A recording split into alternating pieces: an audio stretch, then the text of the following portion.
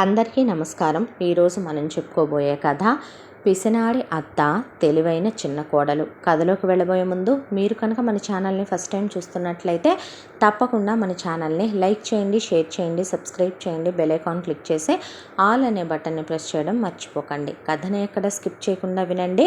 మరి కథలోకి వెళ్ళిపోదామా? అలివేణి శంకర్రావు దంపతులకి ఒక్కగానొక్క కొడుకు. ఉన్నది ఒక సొంత ఇల్లు, 5 ఎకరాల పొలం. శంకర్రావు ఆ పొలాన్నే సాగు చేసుకుంటూ అలివేణి ఇంట్లో 2 పాడి గేదెలను పెట్టుకొని చక్కగా ఉన్నంతలోనే కడుపు నిండా తింటూ ఒకవైపున కాస్త దాన ధర్మాలు, దైవభక్తి, దానికి తోడు పుట్టక పుట్టిన ఒక్కగానొక్క కొడుకు ఈశ్వర్రావుని ఎంతో ప్రేమగా పెంచి పెద్ద చేసి ప్రయోజకుణ్ణి చేయాలన్నది వాళ్ళ కోరిక. ఎటు వాళ్ళకి పెద్ద చదువులు లేవు, కొడుకునైనా చదివించుకోవాలనేది వాళ్ళ ఆశ.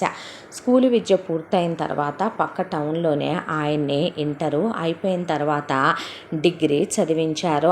ఆపై చదువులు ఇక టౌన్లో లేవు. ఒక్కగానొక్క కొడుకు పుట్టక పుట్టిన నలుసు, దూరాభారాలు ఏం పంపిస్తాం అనే దాంతో కొడుకుని ఇక పై చదువులు ఆపిచ్చి ఉద్యోగానికి ఏదో ఒక దారి ఎన్నుకోయ్యా అంటే క్యాస్ట్ వల్ల వీళ్ళకి గవర్నమెంట్ ఉద్యోగాలు రాలేదు. సరే పోనీ, రాకపోతే రాకపోయిందిలే అనే ప్రైవేటు ఉద్యోగంలో జాయిన్ అయినప్పటికీ ఆయనకి మంచి ఉద్యోగమే వచ్చింది, ప్రైవేట్ ఉద్యోగం. కాస్త కొడుక్కి మంచి జీతం వస్తోంది. ఇక కొడుక చాలా మంచివాడు, నోట్లో నాలుక లేనివాడు, అమాయకపు చక్రవర్తి. పిల్లనిస్తామని చాలామంది ఎగబడి వస్తున్నా కొడుకు నోట్లో నాలుక లేనివాడు, గయ్యాళి దాన్ని ఇచ్చి చేయకూడదు, మంచి కుటుంబంలోని పిల్లని, బంగారం లాంటి మనసున్న పిల్లని ఇచ్చి చేయాలి, తెలివితేటలు కలిగిన పిల్లని ఇచ్చి చేయాలి అనే దాంతో ఇక చుట్టాలు బంధువులు ఎవరికీ తెలియకుండా ఆయనకి సంబంధం వెతికించారు. అలా వచ్చిన ఒక సంబంధంలోనే అమ్మాయి పేరే మంగతాయారు. కుటుంబం చాలా మంచిది, తినా గొడవ, స్థిరచరాస్తులకి ఏ లోటు లేని కుటుంబం. అయినప్పటికీ అలివేణికి శంకర్రావుకి రూపాయి కాని కట్న కానుకలు ఆశించే అలవాటు లేదు, ఆ బుద్ధి గల్ల మనుషులు కాదు. ఈశ్వర్రావుకి అలాంటి నచ్చవు. దాంతో పెళ్లి చూపులకు వెళితే మంగతాయారు ఉంచిన తల ఎత్తలేదు. ఆయన మాట్లాడించాలని గదిలోకి పంపించారు ఇద్దరిని. పంపిస్తే నేను ఇక్కడ స్కూల్ చదువు పూర్తి చేశాను, కాలేజీ ఇక్కడ చదివాను, ఇక్కడ ఉద్యోగం చేస్తున్నానండి అంటే, అండి అని ఏమీ అనొద్దు, నేను పెద్దగా ఏమీ చదువుకోలేదండి, 10వ తరగతి వరకే చదువుకున్నాను. నా వరకే కుట్లు, అల్లికలు, మిషన్ కుట్టుకోవటం, దాంతోపాటు ఇక నా చదువు, దైవభక్తి, అమ్మ నాన్నలు, మా అన్నయ్యలు, అక్క చెల్లెళ్ళు, అలాగే ఇల్లు, స్కూలు, ఆ తర్వాత ఇల్లు, పూజ గది మాత్రమే నాకు ప్రపంచం. అంతకుమించి నాకేమీ తెలియదు. అప్పుడప్పుడు దేవుడి పుస్తకాలు చదువుతూ ఉంటాను కాలక్షేపానికి అని చెప్తే ఆయనకి పిచ్చిగా నచ్చేసింది మంగ. దాంతో అత్తగారు మామగారు కూడా, చూడు తల్లి, మా ఇంటికి నువ్వు కోడలిగా కాదమ్మా, కూతురుగా రా, నెత్తి మీద పెట్టుకొని చూసుకుంటామంటే వాళ్ళ కాళ్ళ మీద పడి ఆశీర్వాదాలు తీసుకున్నాక మాకు కానీ కట్నం వద్దు, ఇలాంటి బంగారు తల్లిని మా ఇంటికి కోడలుగా పంపండి చాలు. అలివేణి నా పెళ్లిలో నా పుట్టింటి వాళ్ళు నాకు 7 వారాల నగలు పెడితే మా అత్తగారు ముచ్చటపడి ఆ తరువాత నాకు 200 కాసులు బంగారం చేయించిపోయిందే. నేను వాటిని అలాగే నా రాబోయే కోడల కోసం దాసుంచుకున్నాను, మీరు ఏమీ పెట్టాల్సిన అవసరం లేదు అని చెప్పింది అలివేణి. ఇక వెండి సామాన్ అయితే నా పుట్టింటోళ్ళు నాకు ఇచ్చినాయి, మా అత్తగారు నాకు ఇచ్చినాయి అలాగే ఉన్నాయి అని చెప్తే, నా పొలం ఉంది 5 ఎకరాలే, అయినప్పటికీ కూడా బంగారం పండుద్ది, 3 పంటలు పండుద్ది. మేమే ఎక్కి తక్కి మేము తినే తిండి మా చుట్టుపక్కల 1000 గ్రామాల్లో ఎవరూ తినరు, అంత కమ్మటి తిండి తింటాం మేము. మా ఇంట్లో తిండికి లోటు లేదు, పాడి పంటలకి లోటు లేదు. అబ్బాయిది మంచి జీతం వచ్చే ఉద్యోగం. రోజు మమ్మల్ని వదిలి దూరంగా వెళ్ళలేక టౌన్కే అప్ అండ్ డౌన్ తిరుగుతున్నాడు మా ఈశ్వరం అని చెప్పాడు శంకర్రావు. వాళ్ళకి సంబంధం తెగనచ్చి అక్కడికక్కడే నిశ్చితాంబూలాల పళ్ళాలు మార్చుకొని ఇక నిశ్చితార్థానికి ముహూర్తం పెట్టుకొని కబురు చేసుకుందామంటే, మాకుంది ఒక్కగానొక్క కొడుకు, పెళ్లి ఖర్చులు కూడా మీరు పెట్టుకోవద్దు, నిశ్చితార్థానికి పెళ్లి ఖర్చులకి మొత్తం ఖర్చు మాదే, బ్రహ్మాండంగా అంగరంగ వైభవంగా నింగి నేల ఏకమయ్యేలాగా మా అబ్బాయి పెళ్లి చేయాలన్నదే మా కోరికని, అందుకోసం ఎప్పటి నుంచో మేము డబ్బులు దాస్తున్నామని కూడా అమ్మాయిని పల్లకీలో ఊరేగించాలని, అమ్మాయిని అబ్బాయిని కలిపి ఊడంతా కూడా రథం ఎక్కించి తిప్పాలని మాకెన్నెన్నో కోరికలు ఉన్నాయని చెప్పి వాళ్ళు వీళ్ళతో ఎన్నో మాటలు మాట్లాడుకొని ఆ తర్వాత అక్కడి నుంచి వెళ్ళిపోయారు. వెళ్ళిపోయిన తర్వాత నిశ్చితార్థానికి ముహూర్తాలు, నిశ్చితార్థమే పెళ్ళంత ఘనంగా జరిపించారు. మంగతాయారికి ఈశ్వరరావుకి అయిపోయాక ఆయన ఉత్తరాలు రాస్తూ ఉండేవాడు మంగకి. పెళ్ళికి అలాగే ఎంగేజ్మెంట్కి ఒక్క 3 నెలల పాటు టైం పెట్టుకుందామని అమ్మాయికి నగలు వాళ్ళు పంపించేశారు ఇక్కడికి. పట్టుబట్టలు అత్తగారు ఎకాయికిన 101 పట్టు చీరలే పెట్టింది మంగతాయారికి. దాంతోపాటు కట్టుడు చీరలు ఒక 50 అని, దాంతోపాటు మామూలు పట్టు చీరలు ఒక 25 అని, అమ్మాయి కోసమని చిన్న వయసే కాబట్టి డ్రెస్సులు కూడా వేసుకుంటుందని అబ్బాయి స్పెషల్గా వెళ్ళి అమ్మాయి కోసం తీసుకున్నాడని ఒక 50 డ్రెస్సులని, మా తాత ముత్తాతల కాలం నుంచి వస్తున్నటువంటి ప్రత్యేకమైన పట్టు చీర బంగారంతో నేసిందని అవి పంపించి, బంగారు నగలు పంపించి, కోడల్ని మేమే మేనాలో తీసుకెళ్తాము సగౌరవంగా అని చెప్పి వాళ్ళన్నీ భారీ ఎత్తున పంపిస్తే వీళ్ళు రిలాక్స్ అయిపోయారు. రిలాక్స్ అయిపోయి కూర్చునేసరికి ఒకరోజు ఇంటి తలుపులు మొత్తం మూసింది మంగతాయారు. అప్పుడు అత్తగారు వాళ్ళు లేరు, వాళ్ళకి మొక్కుబడి ఉందని చెప్పి ఈశ్వరరావుని తీసుకొని వాళ్ళ ఎక్కడో ఉన్నటువంటి యాన్సిస్టర్స్, ఫోర్ ఫాదర్స్ పుట్టినటువంటి మారుమూల గ్రామానికి వాళ్ళు మొక్కు తీర్చుకోవటానికి పోయారనే విషయం వెళుతూ ఈశ్వరరావు మంగతాయారికి ఫోన్ చేసి చెప్పాడు. వీళ్ళని రమ్మనమన్నారు, కానీ మంగతాయారు వాళ్ళ వదిన, మంగతాయారు వాళ్ళ అమ్మ ఒకేసారి నెలసరిలో ఉండేపాటికి వెళ్ళకూడదని చెప్పి వీళ్ళు వెళ్ళలేదు. వాళ్ళెటు ఊరికి వెళ్ళిన వాళ్ళు ఒక 4-5 రోజులు రారనే విషయం తెలుసుకున్న మంగతాయారు ముందు ఇంట్లో వాళ్ళందరూ ఇంట్లో ఉన్న సందర్భం చూసి రాత్రి 11 గంటల వేళ ఇంటి తలుపులు కిటికీలు మొత్తం మూసి ఉయ్యాల బల్లెక్కి జుట్టెరబోసుకొని కూర్చుంది. ఏమైందమ్మా అని అడిగితే సిగ్గు, శరం, మానాభిమానాలు, చీము, నెత్తురు, రోషం, పాశం ఉన్నాయంటే నీకు నీ మొగుడికి అని అడిగింది అమ్మా బాబుల్ని. బెత్తరపోయి వాళ్ళు అలాగే నుంచునేపాటికి ఏమైందే, పిచ్చి పట్టిందా, ఏదన్నా గాలి సోకిందా అనేపాటికి ఎవరికే సోకిందే గాలి, బెరికానంటే చింత బరికలు తీసుకొని యాప మండలు తీసుకొని పట్టింది మొత్తం వదిలిపోద్ది మీకు.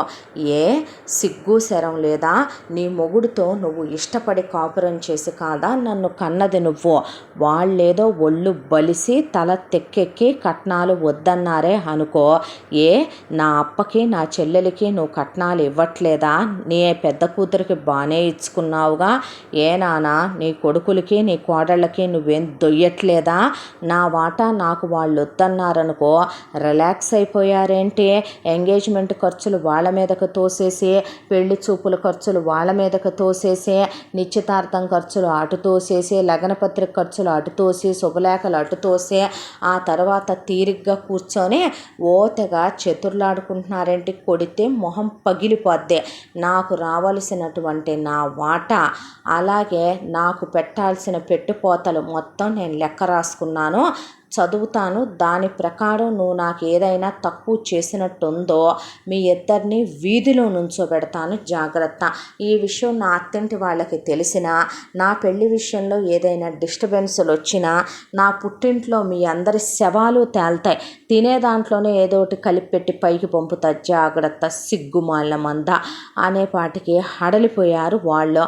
దాంతో నాకు మీరు పెట్టాల్సిందే, నిశ్చయితాంబూలాల రోజు మీరు ఇవి పెట్టాలి, మీరు పెట్టలేదు, లగ్న పత్రిక రోజు ఇవి పెట్టాలి, పెట్టలేదు, నిశ్చితార్థం రోజు ఇవి పెట్టాలి, పెట్టలేదు, నా మొగుడికి పెట్టాలి, మీరు పెట్టలేదు, వాటి తరపున మొత్తం నాకు క్యాషే కావాలి, పెళ్ళిలో నాకు నువ్వు 200 తులాల బంగారం నీ పెద్ద కూతురికి పెట్టినట్టే నాకు పెట్టాలి.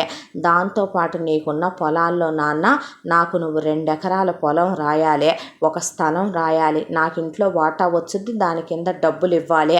దాంతోపాటు నాకు 10 కేజీల వెండి కావాలి. నాకు దానితో పాటు మా అత్తగారు వాళ్ళు బట్టలు పంపారు కాబట్టి నాకు నా మొగుడికి కూడా బట్టల కింద మీరు ఇక ఎటు పెట్టాల్సిన అవసరం లేదు కాబట్టి వాటి కింద నాకు క్యాష్ ఇచ్చేసేయండి. అది కాకుండా నాకు రొక్కంగా కూడా 10 లక్షల రూపాయల కట్నం నా పెళ్ళికి మీరు అంతకుముందు చూసిన సంబంధాల వాళ్ళు అడిగితే ఇవ్వటానికి సిద్ధపడ్డారుగా, మీ పెద్ద కూతురికి అలాగే ఇచ్చుకున్నారుగా. అదే 10 లక్షల రూపాయల కట్నం నాకు ఇప్పుడు ఇవ్వాలి. నా కాన్పుల ఖర్చు మీదే, నా సీమంతాలకి చాన్సాల్సిన నగలు ఇవి, నా పిల్లలు పుడితే పిల్లలకి చాన్సాల్సిన నగలు ఇవి, నా అత్తారింటికి వెళ్ళాక ఆషాఢ సారె ఇదే, శ్రావణ సారె ఇదే, మంగళగౌరి వ్రతాలకి ఇవే, అట్ల తద్ది వాయినాలకి ఇవ్వాల్సినవి ఇవే. మొత్తం నేను ఇందులో మీరు కన్ఫ్యూజ్ అవుతారని లెక్కలు రాసి పెట్టాను. ఏయ్ ఇటు రావే అని అమ్మని పిలిచి ఇది దగ్గర పెట్టుకొని దీని ప్రకారం టైం టు టైం అన్నీ రాలేదనుకో పోతారు. వాటితో పాటు ఇందులో నేను సామానికి మొత్తం లెక్క రాసి ఉంచాను. వాళ్ళ ఇంట్లో అన్ని సామాన్లు ఉన్నాయి కాబట్టి మీరు నాకేమీ ఇవ్వక్కర్లేదు కాబట్టి ఆ సామాన్ల కింద మీరు నాకు మొత్తం క్యాష్గానే డబ్బులు నా అకౌంట్లో డిపాజిట్ చేయాలి. అర్థమవుతుందా? ఇందులో ఏదైనా తేడా వచ్చిందో వినపడిందా? ఓపెన్గా నువ్వు నన్ను నాన్నకు కనలేదని, వీడు ఉంపుడు గత్తెకు పుడితే తీసుకొచ్చి నీ పక్కలో వేసివాడు పొడుకోబెట్టి పెంచుతున్నాడని, అసలు నువ్వు గొడ్రాలు అని, వీళ్ళెవరూ నీకు పుట్టలేదని వీధికి ఎక్కటానికి కూడా నేను వెనకాడిని అనే పాటికి నెత్తిన గుడ్డేసుకొని కూర్చుండిపోయారు అమ్మా నాన్నలు. శభాష్, ఏమంట కూతుర్ని కన్నామే మనం, మళ్ళీ జన్మెత్తితే మనకి పుట్టిన లాంటి కూతురు ఎవరికీ పుట్టదేమో, 7 జన్మాలు 7 తరాలు గుర్తుండిపోయే కూతుర్ని కన్నామే. ఇలాంటి దాన్ని ఎంత తొందరగా అత్తారింటికి పంపితే అంత మంచిది నాన్నోయ్ అని కొడుకులు అనేపాటికే అలాగేనమ్మా, నువ్వు అడిగినంతే పెడతాం, ఇంకా ఏమన్నా ఉన్నా కూడా నువ్వు అడిగినా కూడా పెడతామమ్మా అన్న తర్వాత ఎవడి కోసం పెడతారమ్మా, ఎవడి కోసం పెడతావయ్యా కన్నప్పుడు అని ఇక మొత్తానికి పెళ్ళి చేయించుకొని అసలు ఏమీ ఎరగనట్టు వంచిన తల ఎత్తకుండా మేలి ముసుగు అసలు నుదురు మీద నుంచి పైకి రాకుండా మేలి ముసుగులోకి లోపలికి పిలిచి చెవుల్లో వాళ్ళని పచ్చిబూతులు తిట్టి తనకు కావలసినవి మొత్తం సర్దించుకొని అన్నీ లెక్కలుగా నేను రాసినవన్నీ అయి పెట్టారా ఈ పెట్టారా అని వాళ్ళని లెక్కన అన్నీ కూడా అడిగి సర్దించుకొని మొత్తం అత్తారింటికి వెళితే ఎందుకు ఇవన్నీ మేము అడగలేదు కదా అని అత్తింటి వాళ్ళంటే ఏదో మా ముచ్చట కొద్దీ అమ్మాయికి మేమేమీ తక్కువ చేయకూడదు కదమ్మా, అందుకని తీసుకున్నావులేండి అని వీళ్ళతోనే అనిపించి మరి అత్తారింటికి బయలుదేరి వెళ్ళింది. కోడలికి ఘనంగా స్వాగతం పలికారు వాళ్ళు. వెళ్ళిన తర్వాత ఇటు 3 నిద్రలు అటు 3 నిద్రలు 16 రోజుల పండుగలు అన్నీ అయిపోయిన తర్వాత ఇంట్లో పరిస్థితుల్ని గమనించడం మొదలుపెట్టింది. అత్తగారు ఇంత పని కూడా చెప్పదు కోడలైన ఈవిడికి. ఇంట్లో పనివాళ్ళు ఉన్నారు, దానికి తోడు ఇక మామగారు వ్యవసాయం కూలీలతో చేయించుతాడు. మొగుడు వెళ్ళేదే అప్ అండ్ డౌను ట్రైన్లో కానీ బస్సులో కానీ వెళతాడు ఆయన. అయితే ఇక అత్త చేసే వంట గురించి గమనిస్తే అత్తగారు పొద్దున్నే లేచి పొయ్యి దగ్గర కూర్చొని 4 రకాల టిఫిన్లు చేస్తుంది.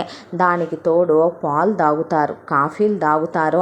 ఇక అయిపోయిన తర్వాత ఇన్ని నాన్ వెజ్లు 4 వెజ్ కూరలు వండి 2-3 రకాల నాన్ వెజ్లు వండి ప్రత్యేకంగా ఒక మనిషికి భోజనం పెట్టి వాడికి ఛార్జీలు ఇచ్చి వేడిగా తన మొగుడికి క్యారియర్ పంపుద్ది తన అత్త. అలాగే పొలానికి ఒక జీతగాడు క్యారియర్ తీసుకెళ్తాడు మామకి. అయిపోయి సాయంత్రం మొగుడు రాగానే ఇక దర్జాగా పొద్దున ఇస్త్రీ బట్టలు, సాయంత్రం ఇస్త్రీ బట్టలు. మామ గంజి పెట్టి ఇస్త్రీ చేసిన పంచెలు కట్టుకొని వెళ్తాడు వ్యవసాయం చేయటానికి. అత్త పొద్దున పొట్టు చీర కట్టుకుంటే సాయంకాలం బాగా గంజి పెట్టి ఇస్త్రీ చేసిన కాటన్ చీరలు కట్టుద్ది. అత్త పౌడర్ రాసి సెంటు కొట్టుకుంటుంది. మామ అంతే, మొగుడు అంతే. ఆ తర్వాత ఇంట్లో లైట్లు, ఫ్యాన్లు, ఏసీలు, ఆర్భాటాలకి ఏమీ తక్కువ లేదు. పనోళ్ళకి అత్త కడుపు నిండా పెట్టుద్ది. ఇక ఎవరైనా ఏదైనా బాధ అని వచ్చి ఇంటి ముందు నుంచుంటే మామ డబ్బులు ఇస్తాడు. దానికి తోడు మొగుడికి గుడికి వెళ్తే దాన ధర్మాలు చేసే అలవాటు ఉంది. అత్త ఉన్నది 2 గేదెలే అయితే వాటిల్లోనే 4 పిల్లలకి తల్లిపాలు లేని వాళ్ళకి పాలు పోసుద్ది. ముసలోళ్ళు కొంతమందికి ఇక మజ్జిగలు పోసి పంపిస్తుంది. పొలాన ఉన్న కూలీలకి కరివేపాకు, అలాగే జీలకర్ర, పచ్చిమిరపకాయలు, అల్లం, కొత్తిమీర అన్నీ వేసి ఇక వాళ్ళ కోసమని మజ్జిగలు చిలికి నిమ్మకాయ రసాలు పిండి పంపుద్ది. ఆ తర్వాత నిమ్మరసంలో ఇంత పంచదార పోసి నిమ్మనీళ్ళు కలిపి పంపుద్ది పొలాలకే. ఆ తర్వాత ఇంట్లో ఫ్రిడ్జులు ఉన్నాయి, టీవీలు ఉన్నాయి, కేబుల్ టీవీలో రోజు న్యూస్ పేపర్ వచ్చుద్ది. మొగుడు ఇంగ్లీష్ పేపర్ చదువుతాడు, మామగారు తెలుగు పేపర్ చదువుతాడు. అత్తగారి కోసం స్వాతి లాంటి వీక్లీలు, మామగారి కోసం అన్నదాత లాంటి బుక్స్, వాటికి తోడు కేబుల్ టీవీలో ఎప్పుడూ మోగుతూ పక్కింటి ఆవిడ ఎదురింటి ఆవిడ కాఫీ పొడి కోసం, పంచదార కోసం, ఉప్పు కోసం, పప్పు కోసం వస్తూనే ఉంటారు. ఇక అత్త ఈవినింగ్ స్నాక్స్ అని ఉండేది 4 మనుషులైతే ఇన్ని పకోడీలు, ఇన్ని బజ్జీలు వండుద్ది. వాటికి తోడు మధ్యలో తినుబండారాలు పంటి కిందకని లడ్లని, జాంగ్రీలని, బాదుషాలని, కారపూసలని, చెక్కలని, చెక్కిడాలని, దానికి తోడు అవి వండి డబ్బాల్లో పెట్టి ఉంటాయి. అవి కాక డ్రై ఫ్రూట్స్, నట్స్, ఫ్రూట్స్, జ్యూసులు, వీళ్ళ తిండి వీళ్ళు పగిలిపోను అనే రాత్రి భోజనాలు మళ్ళీ ప్రత్యేకంగా తయారు చేస్తుంది. అత్త తేలిగ్గా జీర్ణమయ్యేవి, లైట్గా ఉండే విధంగా కంపల్సరీ. అందులో కూడా ఒక రకం నాన్ వెజ్, ఒక రకం రోటి పచ్చడి, దానికి తోడు ఒక పులుసు లాంటిది, పప్పుచారు, రసం లాంటిది, ఒక వెజ్ ఫ్రై, ఒక కలగలుపు కూర ఉంటాయి. ఆ తర్వాత మిగిలిన ఏదైనా ఉంటే తెల్లారి పనమ్మాయి తీసుకెళ్ళిపోద్ది. పొద్దునే సాయంత్రానికి పొద్దున అది కలెక్ట్ చేసుకుంటుంది. ఇంటికి వచ్చే చుట్టాలు, వెళ్ళే చుట్టాలు, వచ్చే స్నేహితులు, వెళ్ళే స్నేహితులు, వచ్చే వాళ్ళందరికీ కాఫీలు, టీలు, ఇక ఎప్పుడు పొయ్యి అగ్నిహోత్రంలా అలా వెలుగుతూనే ఉంటుంది.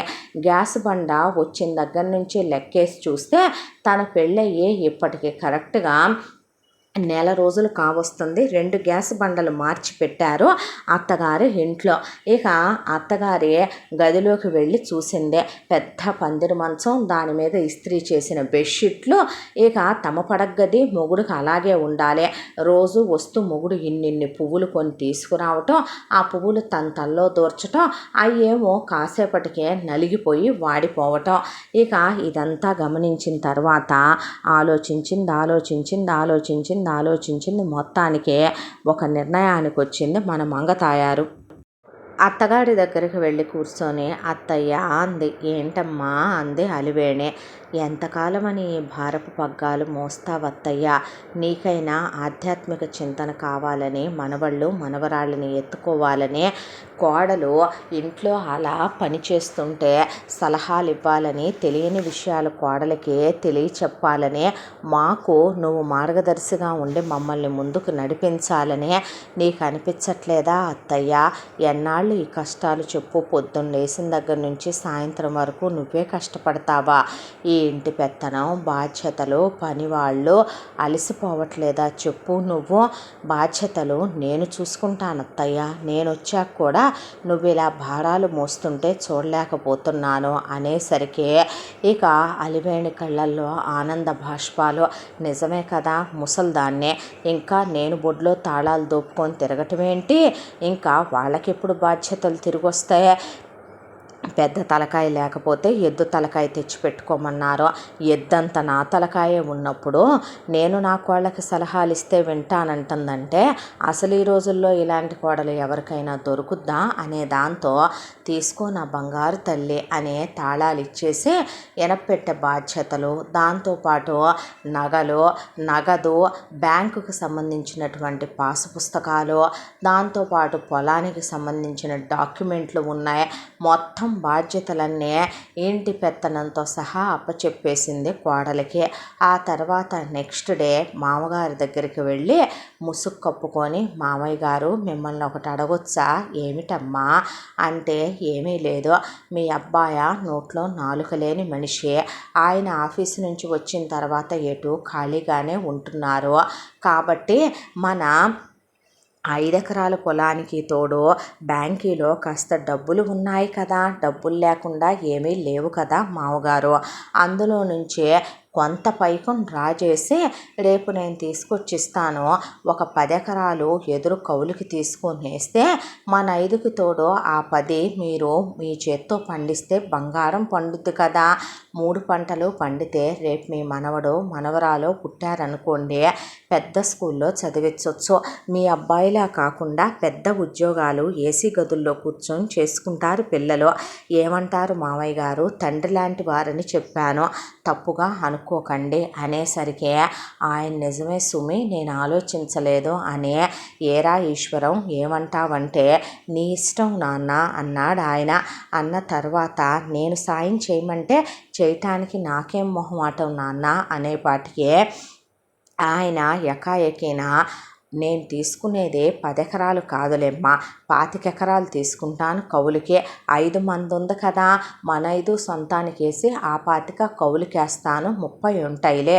రేపు మీకు పిల్లలు పుట్టే నాటికి పెద్ద ఏసీ బస్సులో వెళ్ళి ఏసీ స్కూల్లో చదువుకోవాలని తెల్లారి కొంత డబ్బు అలివేణిని డ్రా చేసి ఇమ్మనమని ఆయన 25 ఎకరాల పొలం ఎదురు కౌలుకి తీసుకొని దానికి సరిపడా అలివేణి ఎరువులని, మందులని, పురుగుల మందులని అన్నీ తీసుకొచ్చుకోమంటే కొడుకుని తోడు తీసుకెళ్ళి ఆయనన్నీ తెచ్చి ఇంట్లో ఒక పెద్దది ఒక గోడౌన్ లాంటిది వాళ్ళు వాడని పాతిల్లు ఒకటి ఉంది, పెంకుటిల్లు, అందులో మొత్తం సర్దిచ్చేసి పెట్టుకున్నాడు ఆయన. విత్తనాలు 3 పంటలకు కావలసినవి అన్నీ కూడా తెచ్చి పెట్టించేసింది ఆయనతో. ఇక ఆ తర్వాత తనే బ్యాంకుకి వెళ్ళి ఇంట్లో ఉన్న నగలు మొత్తం తీసేసి ఇక తన మెళ్ళో ఒక్క తాళి గొలుసు, దానికి 2 సూత్రాలు, మెళ్ళో పుస్తెలు, చేతులకి మట్టి గాజులు, అత్తగారికి కూడా దాద్దాం అత్తయ్య, రోజులు అసలే బాగలేదు, మగాళ్ళ ఒకళ్ళు ఉద్యోగానికి వెళ్తే ఒకళ్ళు పొలాన పోతున్నారు, ఎవరిని నమ్మే రోజులు కాదని వెండి బంగారం మొత్తం దుమ్ము దులిపేసి తీసుకెళ్ళి బ్యాంకులో దాపెట్టి వచ్చేసింది. ఆ తర్వాత చక్కగా కూడాను ఇక కొంత డబ్బు డ్రా చేసుకొని ఆ డబ్బుతో వస్తూనే సంతకెళ్ళి సుడులు చూసి చక్కగా ఒక 10 ఆవులు, 10 గేదెలు, దాంతోపాటు ఒక 50 మేకపిల్లలు, ఒక 20 కోడి పెట్టలు, వాటి మీదకి ఒక 4 కోడి పుంజులు, రేపు గుడ్లు పెట్టడానికై సిద్ధం కావాలి కాబట్టి కాపురాలు చేసుకోవటానికని మొత్తానికి పొలం దున్నటానికని 2 ఎడ్లు అన్నిటినీ కలిపి కొని తీసుకొచ్చింది. తీసుకొచ్చి రూపాయి ఖర్చు పెట్టకుండా బోలెడంత ఖాళీ స్థలం ఉంది కాబట్టి తాగుబోతు వెధవల్ని ఒక 10 మందిని మాట్లాడుకొచ్చి వాళ్ళకి తలా ఒక క్వార్టర్ మందు పోసి వాళ్ళకి అంత మాంసం ఉడకేయించి బాగా ఉప్పు కారం ఘాటు మసాలాలు కొట్టి ఆ ముద్ద అన్నం పెట్టి మందు సీసా ఇచ్చే రూపాయి డబ్బులు ఇవ్వకుండా మొత్తానికి వాటికి పాకేయించేసి దళ్ళు గట్టిచ్చేసింది. అయిపోయిన తర్వాత కోళ్ళ గూళ్ళు కోళ్ళకి, మేకలది మేకలకి, ఆవులది ఆవులకి, ఎడ్లది ఎడ్లకి, గేదెలది గేదెలకి, వేటికి అది అయిపోయిన తర్వాత వాళ్ళని తెల్లారి రమ్మనమని పెద్దది చేపల చెరువులాగా తవ్విచ్చేసి ఒక దాంట్లో చేపపిల్లలు, ఒక దాంట్లో రొయ్యి పిల్లలు వదిలిచ్చేసి పైన నెట్ వేయించేసింది.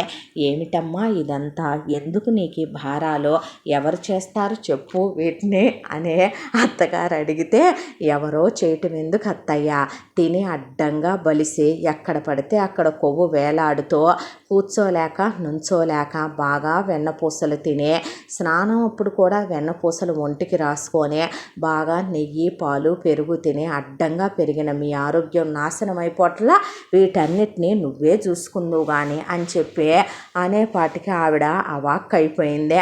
అవాక్కయ్యారా అత్తయ్య అనే ఆ మాట ఫినిష్ అయ్యేలోపు ఇంట్లో పనోళ్ళందరినీ మానిపించేసింది.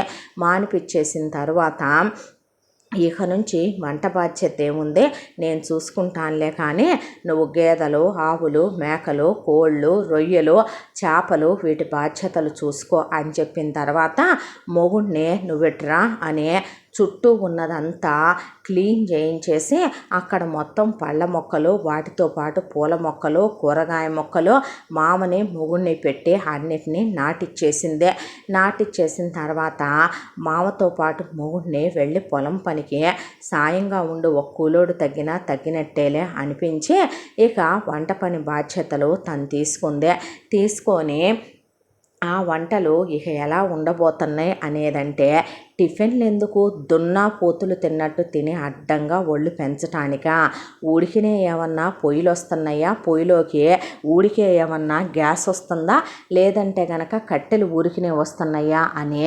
2 కట్టెలు పెట్టి ఇంట్లో పాడున్న పాలు, కాఫీలు, టీలు తాగకూడదని, మాయరోగాలు వస్తాయని చెప్పి అవన్నీ తీసేయించి ఇక శుభ్రంగా ఎటు పండే బియ్యమే కాబట్టి చక్కగా బియ్యంతో 3 పూట్లకి సరిపడా గ్యాస్ వేస్ట్ అవ్వకుండా ఒకేసారి అన్నం వండి అక్కడ పడేసి దానిలోకి చాలా స్పెషల్గా డిషెస్ ప్రిపేర్ చేయటం మొదలుపెట్టింది మన మంగతాయారు. అన్నంలోకి గంజి వంచేసి ఆ గంజిలో కాస్త బువ్వేసి అందులో అలా ఒక ఉల్లిపాయ అలాగే ఒక పచ్చిమిరపకాయ వేసి కాసిని వెన్న తీసిన మజ్జిగుంటే అవి పోసేసి పొద్దున్నే బ్రేక్ఫాస్ట్ బలమని అత్తకి మొగుడికి ఇచ్చి తను తాగి మామకి అయ్యే ఇచ్చే న్యూస్ పేపర్లు వద్దని తీసేయించి కేబుల్ టీవీలు వద్దని తీసేయించి ఏసీలు ఆ తర్వాత వైర్లు కట్ చేసేసి పని చేయకుండా చేసేసి ఫ్యాన్లన్నీ స్పీడ్ లిమిట్లు 1 మీద పెట్టించేసి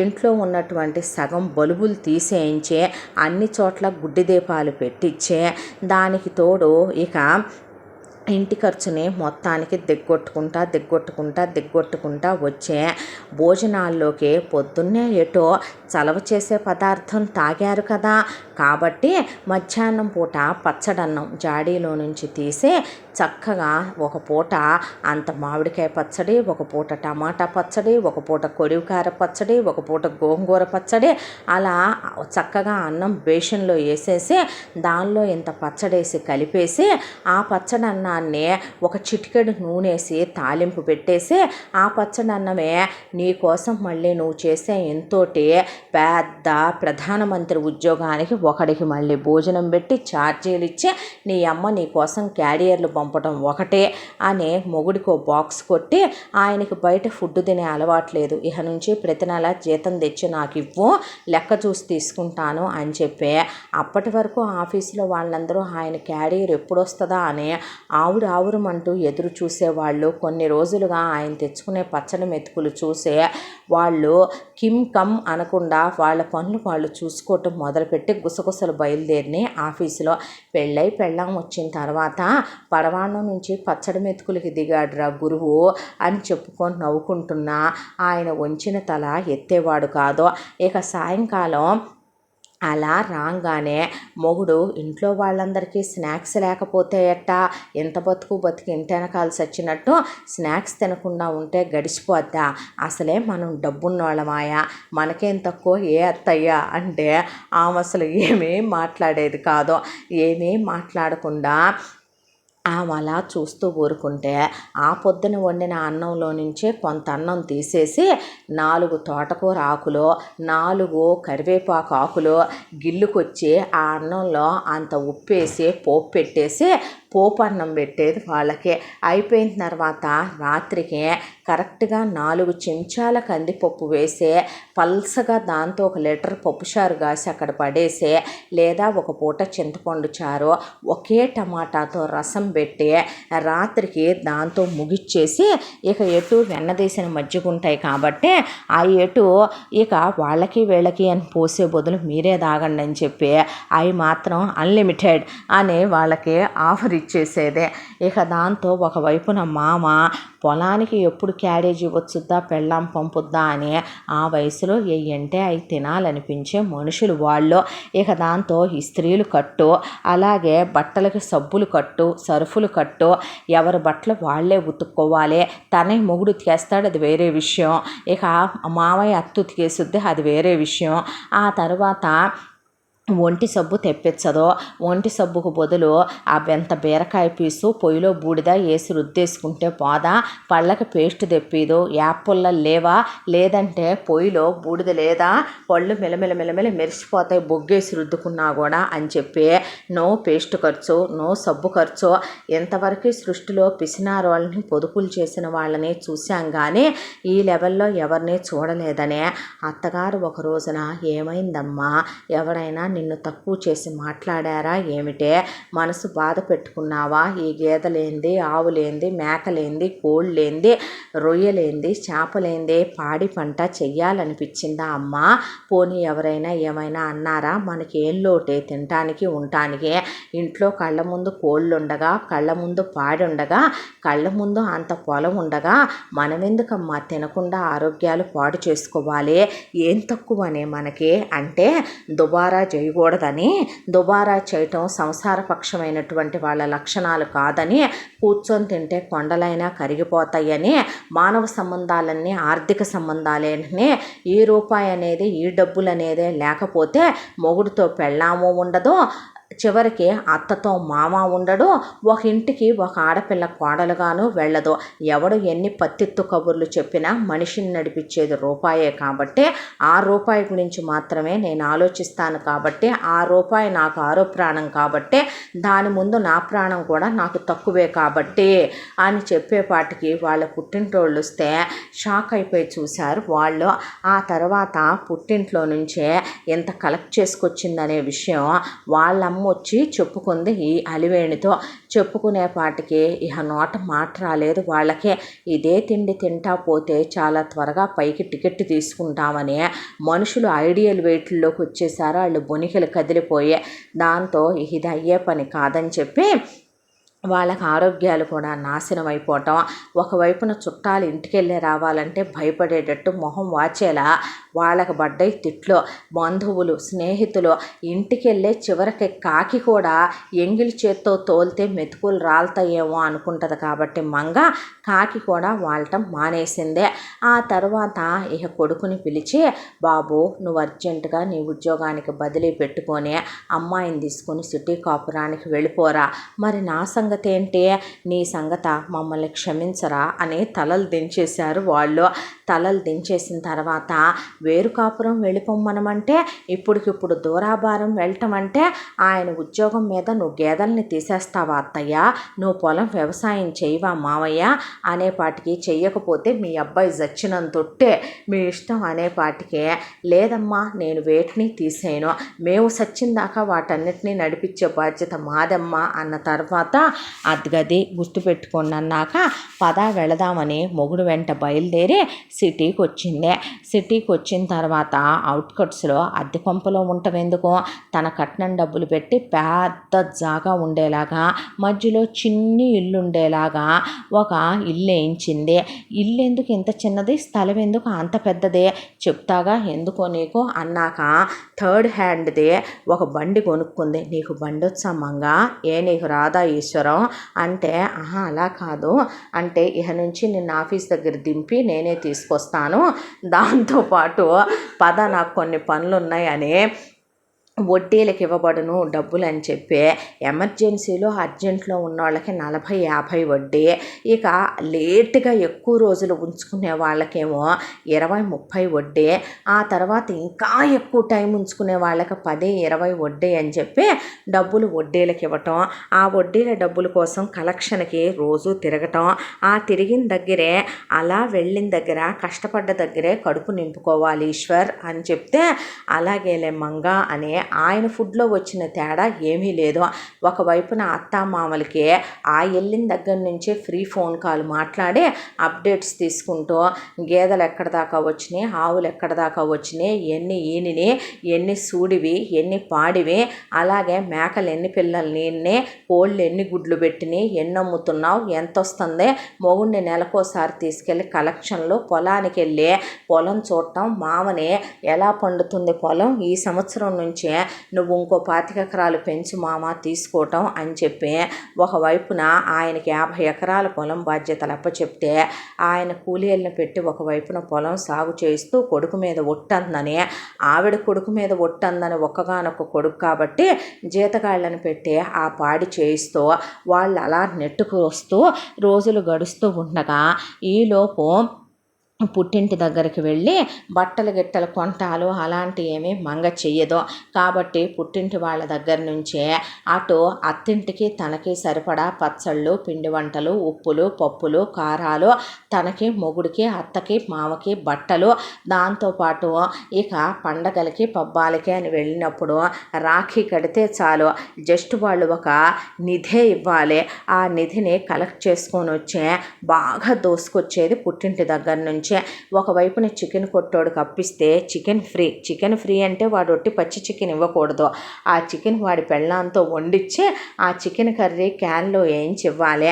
అందులో నుంచే కరెక్ట్గా 2 ముక్కలు మొగుడికి 2 ముక్కలు తనకి తీసి చికెన్ కర్రీ అమ్మబడును అని చెప్పి ఎదురుగా బిల్డింగులు కట్టే కూలీలుంటే వాళ్ళకి చిన్న గిన్నె ఎత్తుకెళ్ళి అందులో నీళ్లు పోసి పులుసుగా చేసి ఒక ముక్క గరిటెడు పులుసు 20 రూపాయలు చికెన్ కర్రీ నేనే ఇస్తున్నా ఎవరిస్తున్నారని వాళ్ళకి అమ్మేస్తే తలకాయ కొట్టుకొని పరువు పోయి నా బతుకులా ఎవరి బతుకు ఉండకూడదని ఆయన సిగ్గుతో వంచిన తల ఎత్తేవాడు కాదు.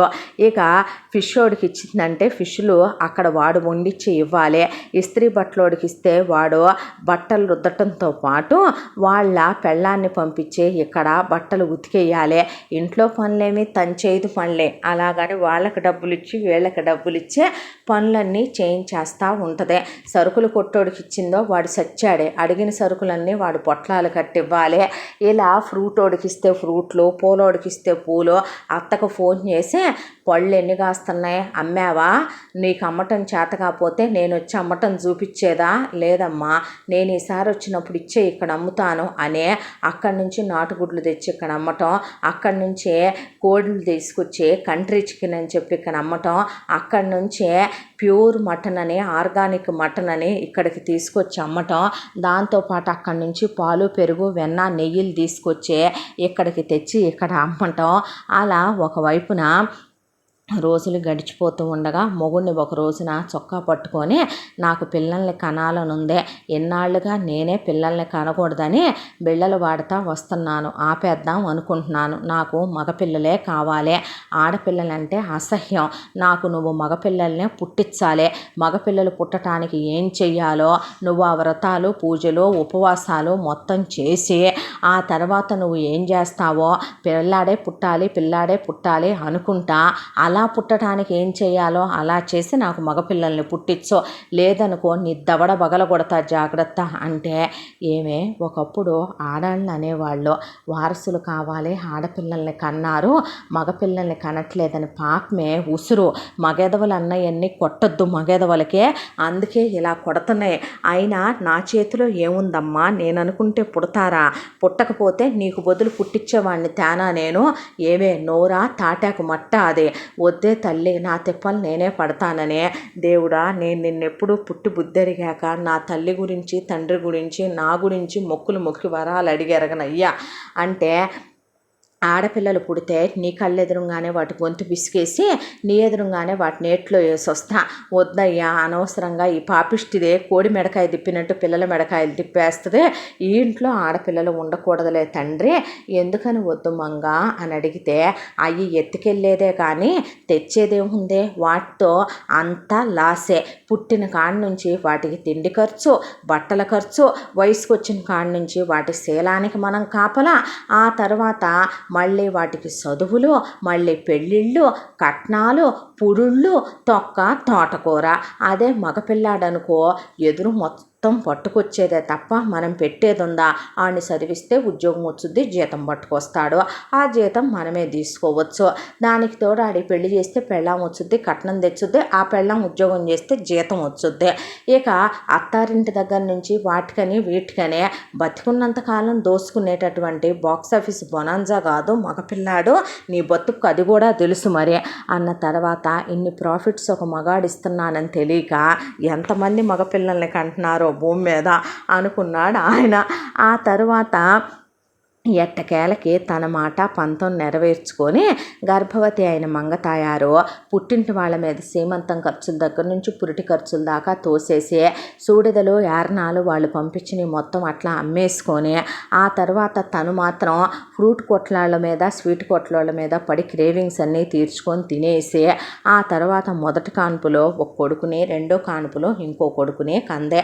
ఫస్ట్ పిల్లాడి పేరు భార్గవ్, రెండో పిల్లాడి పేరు ఆనంద్ అని పెట్టాక ఆపరేషన్ చేయించుకుంటావా అన్నాడు ఈశ్వర్రావు. నువ్వు మగాడివి కాదా, ఇంకా కనలేనంటావా, మగతనం అయిపోయిందంటావా, ఏం మాటలు మంగావే, మరి యాడ్నొప్పి నీకు పురిటి ఖర్చు నువ్వు పెట్టుకున్నావా, మా అమ్మ బాబులేగా పెట్టుకుంది, యాడ్నొప్పిగా ఉంది కంటాకి నీకు అన్న తర్వాత ఆయనేమి మాట్లాడలేదు.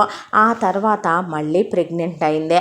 డాక్టర్ దగ్గరికి వెళ్ళి స్కాన్ చేయించుకుంటే ఆ డాక్టర్ అమ్మ కూడా దాని కర్మానికి దాని కూతురు పెళ్ళికి మంగ దగ్గర అప్పు చేసి ఉండేపాటికి నా కడుపులో ఉంది ఆడ మగ డాక్టర్ అమ్మ అనేసరికి ఆ డాక్టర్ దగ్గరికి పేషెంట్లు తక్కువ, ప్రాఫిట్ తక్కువ, ఆ డాక్టర్కి భయం ఎక్కువ. దాంతో అమ్మాయేనమ్మా అని చెప్పేపాటికి లాగి దవడ మీద పెట్టి కొడితే ఈశ్వర్రావు వెళ్ళి కింద పడితే నర్సుల దగ్గర నుంచి కాంపౌండర్ల దగ్గర నుంచి కో పేషెంట్ల దాకా అందరూ అవాక్ అయిపోయి చూస్తూ నుంచుంటే కావాలనే కడుపులోకి ఆడదొచ్చేలా చేసావన్నమాట. నువ్వు కావాలనే పిల్లాడు పుట్టాలి అనే దాంతో నాతో కలిసి ఉంటే నా కడుపులోకి ఆడపిండం ఎలా వచ్చింది, తీసే కడుపు డాక్టర్ అమ్మ అనేపాటికి పాపమే వద్దే అని ఆయన అంటే చివరికి నేను పోషించుకుంటానికి దండం పెడతానంటే పార్ట్ టైంగా ఏమన్నా దేన్నైనా డబ్బులున్న దాన్ని సెట్ చేసావా ఏంటి, చేసినా నాకేం ప్రాబ్లం లేదులే కానీ ఓ 200-300 కోట్ల రూపాయల డబ్బులు నాకు ఇచ్చి దానికి తాళి కట్టకుండా తాళి కట్టిన పెళ్ళాన్ని నేనున్నాను కాబట్టి నాకు విడాకులు ఇచ్చినా నేను నీకు ఇవ్వనులే కానీ దాన్ని నువ్వు సెకండ్ సెటప్ కింద మెయింటైన్ చేసుకుంటూ సుఖాన్ని దానికి పంచు, నాకు సుఖమైపోయినా పర్లా, 200-300 కోట్లు ఇస్తే చాలు, ఏది నా బతుక్కే, నా మొహం చూసేనంటే నన్ను ఒకటి ఇచ్చేసేది, మళ్ళీ నా బతుకి 200-300 కోట్లు ఉన్నది ఒకటే, ఆ డబ్బులు నేను నీకు తెచ్చిచ్చి దానికి సుఖాన్ని పంచడానికి ఎక్కడ మరే 101 జిల్లాలకు అందగాడిని నేను అని ఆయనే మూసుకున్నాక కడుపు తీసేయించుకుందే. మళ్ళీ ఆడపిల్ల ఇలా 4 కడుపులు తీయించుకుంది ఒక సంవత్సర కాలంలో. నీ ఆరోగ్యం పాడవుద్ది మంగా, రాళ్ళు తిన్నా రాళ్ళు కూడా ఆరాయించుకొని నీ మొహం మీద చూసి అదే రాళ్లతో బిల్డింగ్ కట్టించి కూర్చునే రకాన్ని నేను, ఎవడరా చెప్పింది నీకు ఇవన్నీను అన్న తరువాత ఈసారి మగపిల్లాడే అన్నాక అప్పుడు ఉంచుకుందే. కొడుకు పుట్టాడు ప్రకాష్, మళ్ళీ ఈసారి మగపిల్లాడే అన్నాక కొడుకు పుట్టాడు మోహన్. అప్పుడు ఇహజాల్లే బోరు కొట్టేసింది కని అని మొత్తానికి 4 రత్నాలు పుట్టినగా అని పుట్టింటోళ్ళు అమ్మ అని గాలి తీసుకునే లోపు ఆపరేషన్ చేయించుకొని ఏంటి అమ్మ నా 4 కొడుకులకి కూడా బంగారపు మొలతాడు, కాళ్ళకు బంగారపు కడియాలు, దాంతోపాటు బంగారపు మెళ్ళో చైన్లు, హ్యాండ్ చైన్లు, ఒక్కోళ్ళకి 4 ఉంగరాలు, ఒక్కోళ్ళ పేరు మీద 5 లక్షలు ఫిక్స్డ్ డిపాజిట్లు. రేపు వాళ్ళకి పెళ్ళాలు వస్తారు కాబట్టి ఆ పెళ్ళాలకు ఒక్కొక్కళ్ళకి 25 కాసులు బంగారం అమ్మమ్మ తరపు నుంచి ఇవా అమ్మ, నువ్వు పోయిన తర్వాత నీ శవానికి నా కొడుకులతో సాంబ్రాణి కూడా యాంచనే, అమ్మో పోయావని చూడటానికి కూడా రానమ్మోయ్, నీ ఒంటి మీద గుడ్ల కూడా ఇప్పి తీసుకెళ్తా జాగ్రత్త అని ఆవిడ భయపడిపోయి పడుకున్న మనిషికి కూడా అర్ధరాత్రి అయ్యే గుర్తొచ్చి ఉలిక్కి పడితే ముసలాయన ఏమైందే అంటే నా శవం మీద నీ కూతురు గుడ్లు తీసుకుని వెళ్తున్నట్టు నాకు కలొస్తుందయ్యా అనేపాటికి నా స్త్రీధనంలో నుంచి నేను పెట్టేస్తానయ్యా, అది అడిగినయ్యే కోడళ్ళు అనుకున్నారు నన్ను, మిగతా కూతుళ్ళు తిట్టుకున్నారని ఆవిడ పాపం స్త్రీధనాన్ని నమ్మేసి అడిగినట్టు కోరికలన్నీ తీర్చేసింది మంగతాయారే.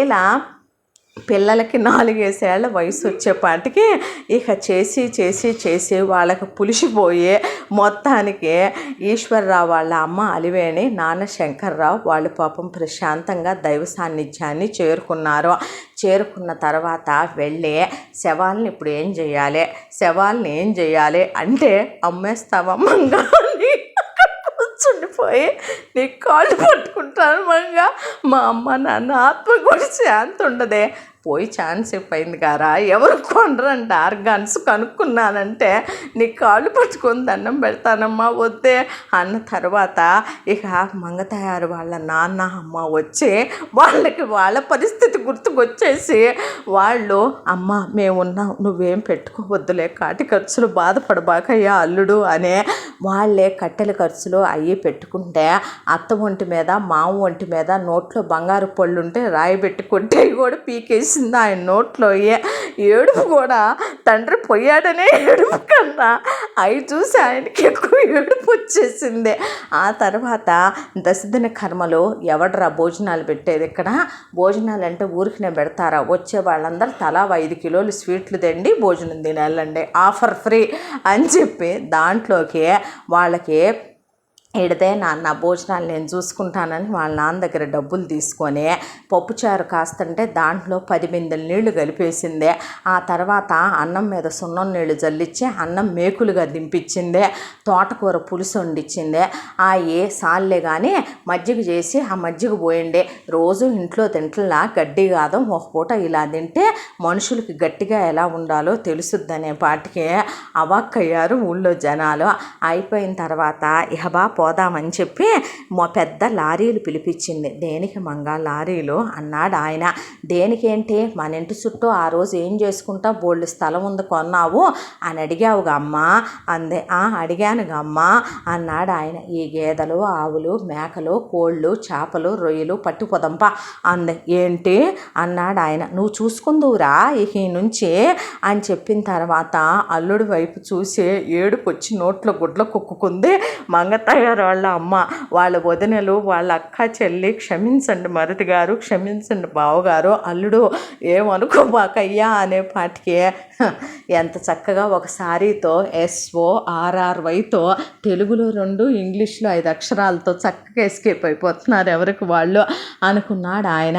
వాటిని తీసుకొచ్చి ఇక్కడ తాగుబోతాళ్ళు మాట్లాడి పాకలేంచి దింపేసి ఇక నుంచి ఆఫీస్కి పొద్దున 10ంటికి వెళ్తున్నావా, సాయంత్రం 5ంటికి వస్తున్నావా, నీకేమైనా పార్ట్ టైం ఉద్యోగాలు ఉన్నాయా చెప్పు, ఖాళీయే కదా నువ్వు, కాబట్టి ఇక నుంచి గేదెలను చూసుకున్నా, నా మేకల్ని చూసుకో, ఇక నుంచి ఇక్కడ కూరగాయ పాదులు అవి పెట్టిస్తున్నా, అట్లా బయట టేబుల్ వేపిస్తా, ఆ టేబుల్ మీద కూర్చొని నామూషి ఏమి లేదు, కష్టే ఫలి అన్నారు, కష్టపడ్డ చోటే కడుపు నింపుకోవాలి నువ్వు, అర్థమైందా, నేను లేనా నీకు అన్నీ ఇవ్వటానికి, బాధపడబాకు నువ్వు, ఏంది నువ్వు ఇచ్చేది నేను తీసుకునేది అంటే ఏంటేంటి టయానికి నీకు అంత ముద్ద ఇట్లే అని చెప్పి ఇక నుంచే పాలు పెరుగు వెన్న నెయ్యి శ్రేష్టమైనవి అమ్మబడును అని పెట్టి ఆయన గేదెల దగ్గర తొక్కేసిందే.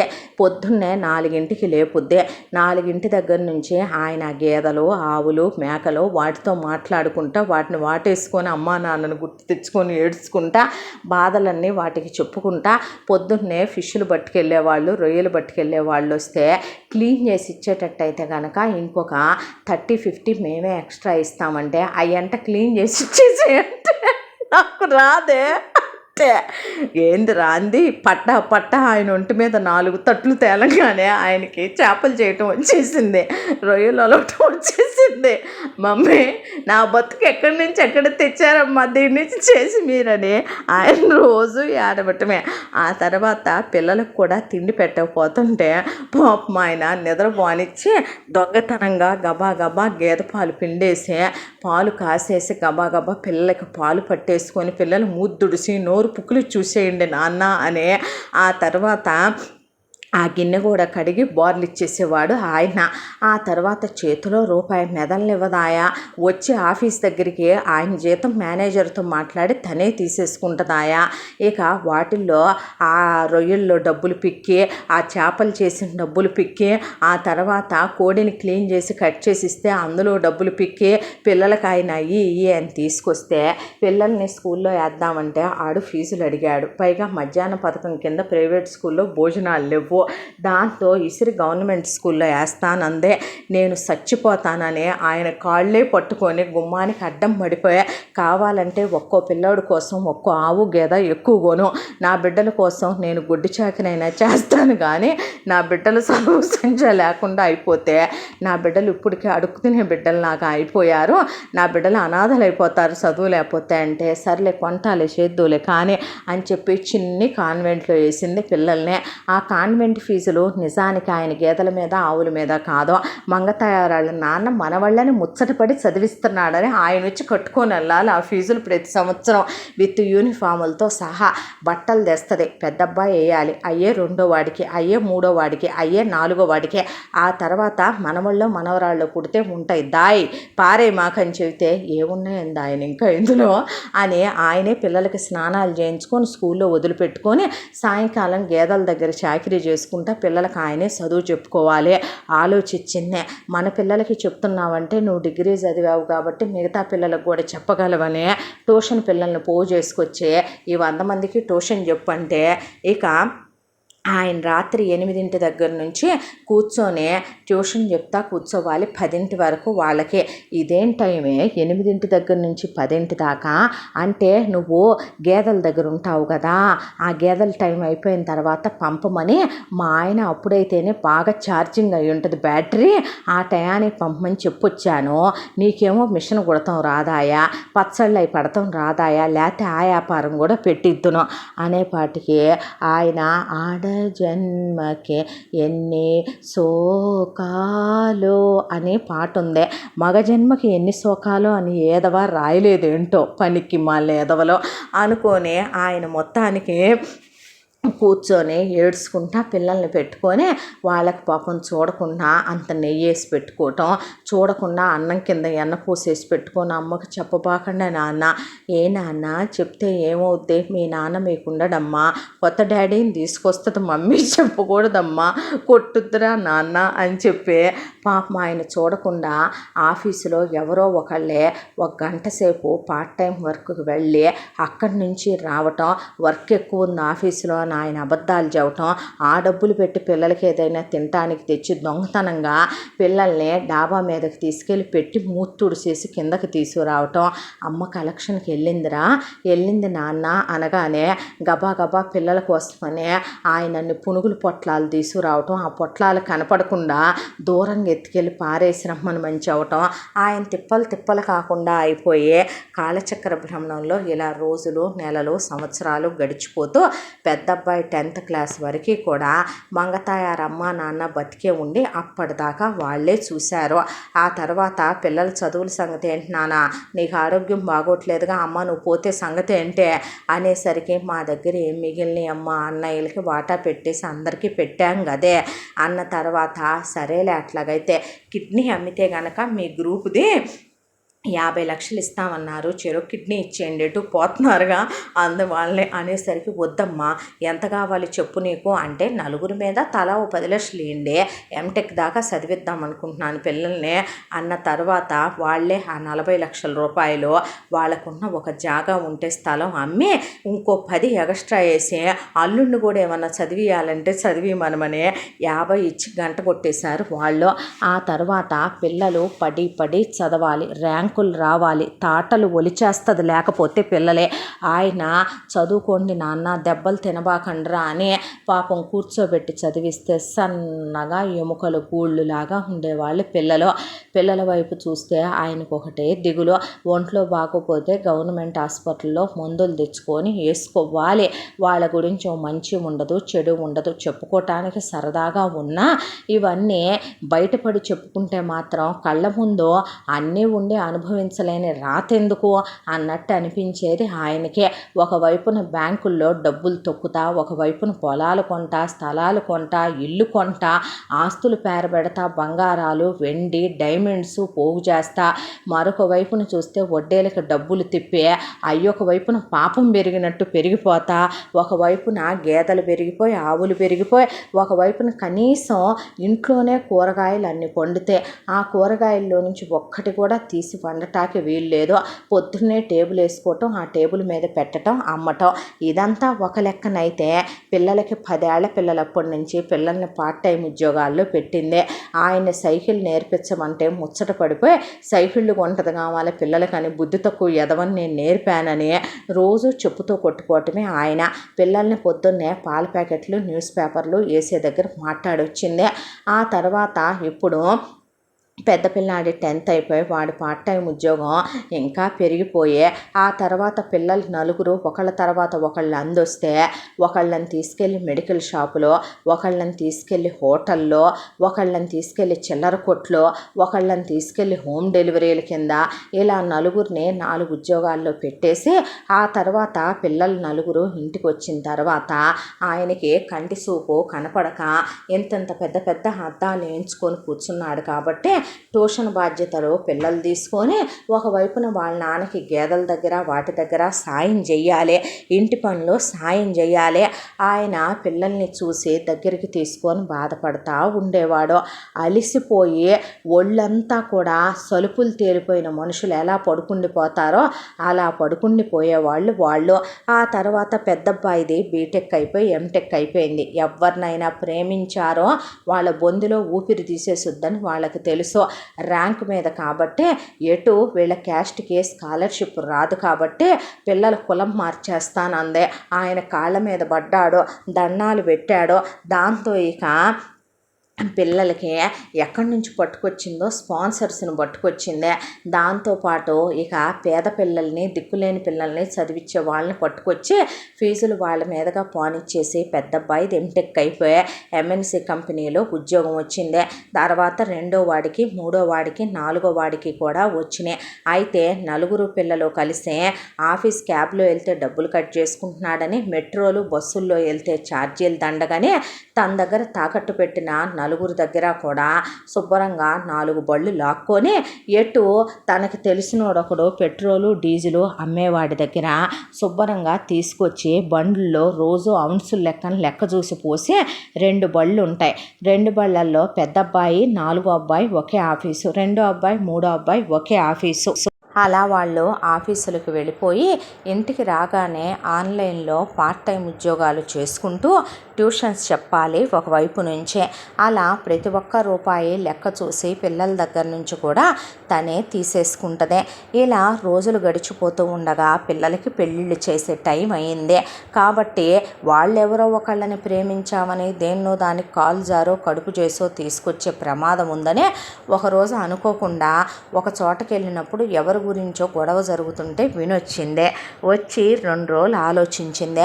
ఆలోచించిన తర్వాత వెంటనే వరుసగా సంబంధాలు టకా 3 కొడుకులకి దొరికేసినాయి.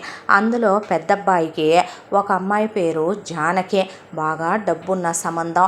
ఒక పెళ్లి చేస్తే ఆ అమ్మాయికి పెళ్ళయిన తర్వాత పిల్లలు లేరులే కానీ 6 నెలలు తిరగకుండా భర్త పోయాడు. దాంతో ఆ అమ్మాయి వాళ్ళకి భారీగా కట్న కానుకలు ఇస్తామని వాళ్ళ అమ్మ నాన్నలు చెప్పేసరికి బంగారం, చీర, సారెలు, సామాను, డబ్బు, ప్రాపర్టీలు అన్ని విధాలుగా దిట్టంగా తీసుకొని జానకిని భార్గవికి ఇచ్చి పెళ్లి జరిపించేసిందే.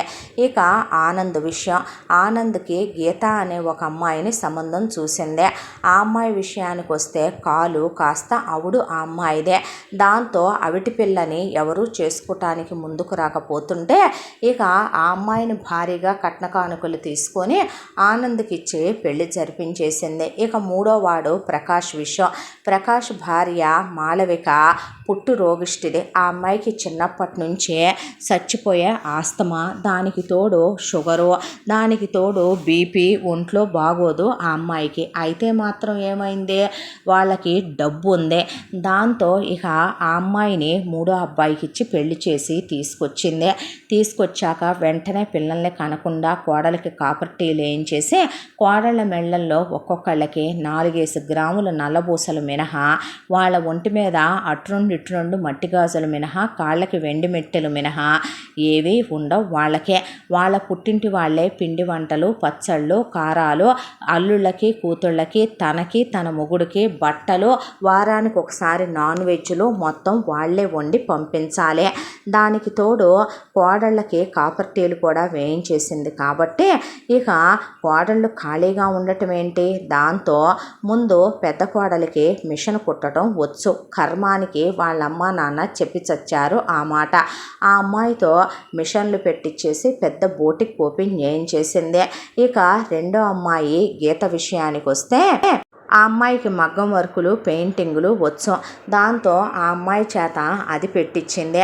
మూడో అమ్మాయి ఒంట్లో బాగోకపోయినా తన వంటైనా తను చేసుకోవాలి, ఏ ఫారిన్ సంబంధమో ఇస్తే రేపు ఇబ్బంది పడుద్దేమోనని వాళ్ళు బ్రహ్మాండంగా వంటలు నేర్పారు.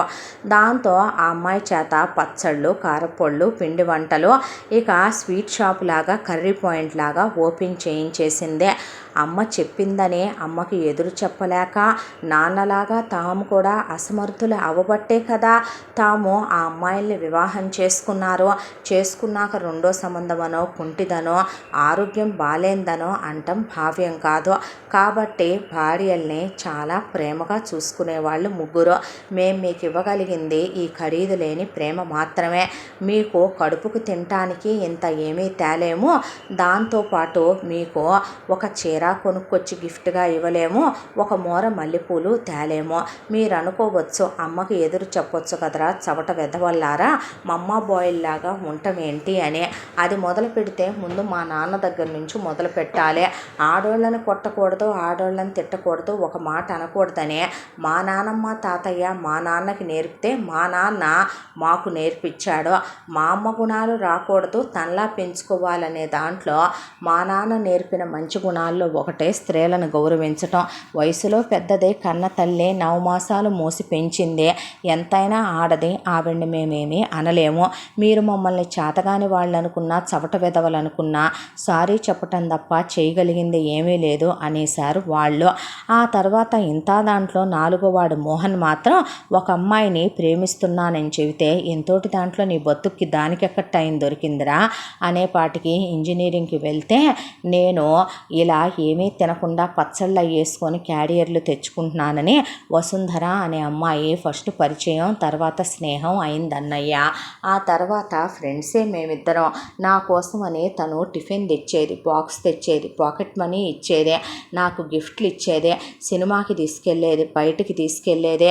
అలా మా ఇద్దరికి మధ్య పరిచయం, స్నేహం ప్రేమగా మారింది. ఇద్దరం చాలా ప్రేమించేసుకున్నాం. మన ఇంట్లో పరిస్థితులన్నీ తనకి తెలుసు.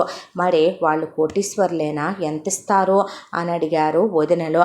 అడిగితే వాళ్ళు మిడిల్ క్లాస్ వాళ్ళే, తినా గొడవ సరిపడగా ఉన్నవాళ్ళు, కాకపోతే సంస్కారం ఉంది, కడుపు నిండా తింటారు, వాళ్ళ ఫ్యామిలీ కూడా నాకు తెలుసు అని చెప్పుకొచ్చాడు మోహన్. అమ్మతో ఇది అయ్యే పనేనట్రా, అసలు ఏ ధైర్యంతో ప్రేమించావురా అని అన్నలు అడిగితే ఎవరి ప్లాన్ వాళ్ళకు ఉంటుందన్నయ్య అని చెప్పి వాళ్ళ అమ్మ దగ్గరికి వెళ్ళి నీకు ఒక సంబంధం చూశానని చెప్తే నేను ఒక అమ్మాయిని ప్రేమించానంటే ఏందే అందే. అంటే ఆవేశపడకమ్మా, ఒక విషయం చెప్తాను, నేను చూసిన సంబంధం కన్నా నువ్వు ప్రేమించిన దానికి ఏముందో, ఎంత ఇస్తారో చెప్పు, అప్పుడు మాట్లాడుకుందాం, మిగతా విషయాలు అనవసరం అనేసరికి 10 కోట్ల రూపాయలు కట్నం ఇస్తారమ్మా, దానికి తోడు ఇక ఇళ్ల స్థలాలు ఇస్తారు, ఇల్లు ఇస్తారు, 500 తులాలు బంగారం పెడతారు, దాంతోపాటు ఇక కారు అవన్నీ ఇస్తామన్నారమ్మా అని చెప్తే సరే మరే అయితే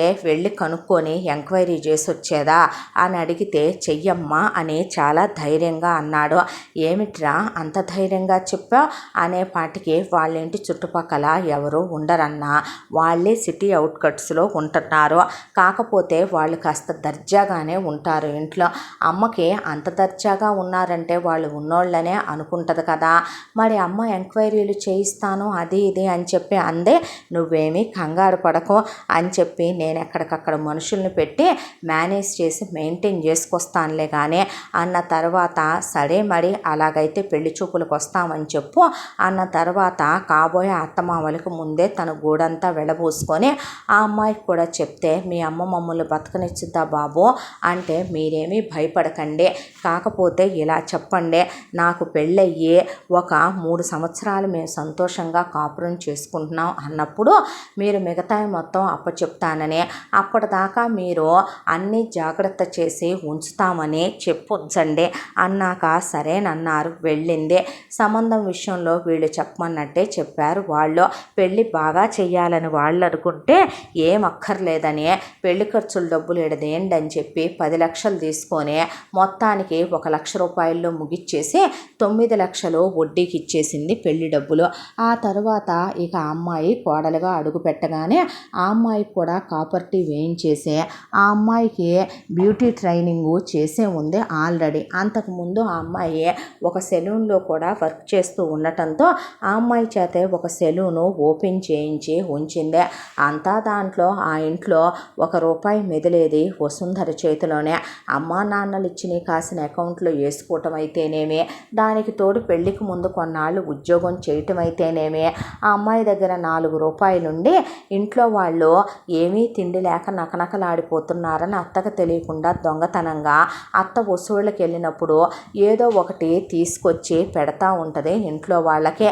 ఇక వాళ్ళని మొహమాటం లేకుండా అక్క నువ్వెటు బొట్టికి పెట్టావో కాసిన డబ్బులు తీసేయచ్చుగా అత్తకు తెలియకుండా, అక్క నువ్వు నీ పెయింటింగ్ వాటిల్లోంచి నువ్వు అసలు స్వీట్లే కదక్క తీయొచ్చు కదా అని చెప్తే మరి నువ్వు సెలూనేగా ఎందుకు తీయటల్లా, సీసీ కెమెరాలు మరదే మా అందరి గతి అదేనమ్మా.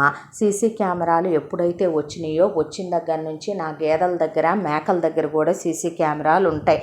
నేను కూరగాయలమ్మే నా స్టోర్ దగ్గర సీసీ కెమెరాలు ఉంటాయి. వీళ్ళు చెప్పే ట్యూషన్ దగ్గర సీసీ కెమెరాలు ఉంటాయి. దానికి తోడు మా షాపుల్లోనూ ఉన్నాయి, నా షాపులోనూ ఉంది. అవన్నీ అత్తయ్య ఫోన్కు కనెక్ట్ చేసి ఉంటాయి. ఏదైనా బయటపడిందో నానా రచ్చ నానా రగడ, కొట్టుకోటాలు తిట్టుకోటాలు గొడవల దాకా అవ్వుద్ది.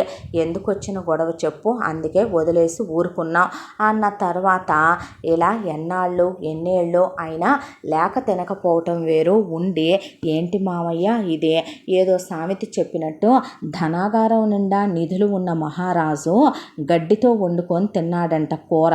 ఏం కర్మ బట్టి అంటో ఆడు గడ్డన్నా తిన్నాడమ్మా, మన ఇంట్లో అది కూడా తినంగా మనం అనేశాడు ఆయన.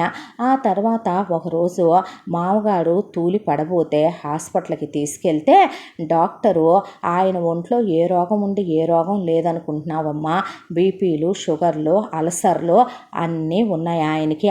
మనిషికి పౌష్టికాహారం అనేది ఒకటి ఉంటుంది తెలుసా, అది ఇవ్వాలి, లేకపోతే మనిషి సిచ్యువేషను ఘోరాతి ఘోరంగా తయారవుద్ది. ఈయన్ని ఇలాగే కనుక ఇంకొన్నాళ్ళు ఉంచితే నేను మందులు ఇచ్చినా ఆ మందులు వేసుకుంటే కడుపులో తపన వస్తుంది, దానికి తగ్గ తిండి తినాలే, లేదంటే ఈయన్ని మీరు ఎత్తేసుకోవటమే, ఎంతో టైం కూడా లేదు అని డాక్టర్ చెప్పి పంపితే బాధేసి ఆయన్ని తీసుకొస్తే ఉన్నట్టుండి పెద్ద బావ కళ్ళు బయర్లు గమ్ముతున్నాయంటే తోడుకోళ్ళకి ఒంట్లో బాగోట్లేదంటే తీసుకెళ్ళేసరికి గర్భసంచి వీక్గా ఉందని ఆ అమ్మాయికి అందుకే పీరియడ్స్ 1 ఇయర్ నుంచి రావట్లేదని, అసలు కడుపుకి తిండి అనేది ఉంటేనేగా ఆ పీరియడ్స్ రావడానికనే. ఇక భార్గవ్ విషయానికి వస్తే కంట్లో ఉన్నటువంటి నరాలు దెబ్బతింటూ విజన్ తగ్గుతూ వెళ్ళిపోతోందని, ఇలాగే ఉంటే కనుక చాలా త్వరగానే అతనికి కంటి చూపు పోయి ఆ అమ్మాయికి పిల్లలు పుట్టరు అని చెప్పాక ఆనంద్ గీత విషయంలో వాళ్ళకి బాగాలేదని తీసుకెళ్తే ఆనంద్కి ఆల్రెడీ అప్పటికే బాగా కీళ్ళవాతం ఎక్కువైపోయి కాసేపు కూర్చుంటే కాసేపు నడవలేకపోవటం, విపరీతమైనటువంటి కాల్షియం తగ్గిపోయి కీళ్ళ నొప్పులు రావటం, దానికి తోడు గీతకి కాలు అవుడు కాబట్టి అంత అవిటి మనిషి ఓవర్గా స్ట్రెయిన్ అవ్వకూడదు, ఒకవైపున స్ట్రెయిన్ అవ్వటం, ఆ అమ్మాయికి కాపర్టీ గవర్నమెంట్ హాస్పిటల్లో సరిగ్గా వెయ్యకపోవటం ఒకటే, దానికి తోడు ఆ అమ్మాయికి కాపర్టీ పడకపోయినా ఉంచటం ఒకటి, ఓవర్ బ్లీడింగ్ అయిపోతుంది, మనిషి నీరసించిపోతుంది అని చెప్పారు.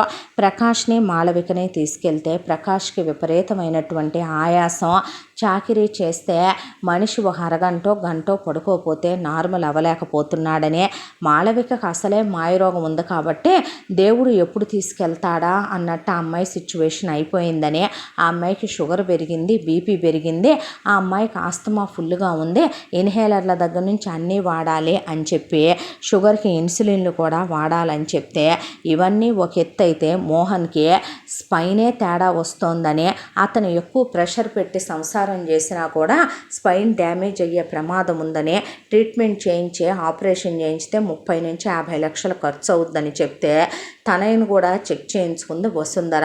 బ్లడ్ 6% పడిపోయిందని, మనిషికి విటమిన్స్ మినరల్స్ అనేవి దేవుడిచ్చినటువంటి వరాలమ్మ, అవన్నీ కూడా లోపలికి పోతే తొందరగా పైకి పోతాడు మనిషి అని డాక్టర్ చెప్పేపాటికి అసలు వాళ్ళకి ఏం చెయ్యాలో అర్థం కాలేదో.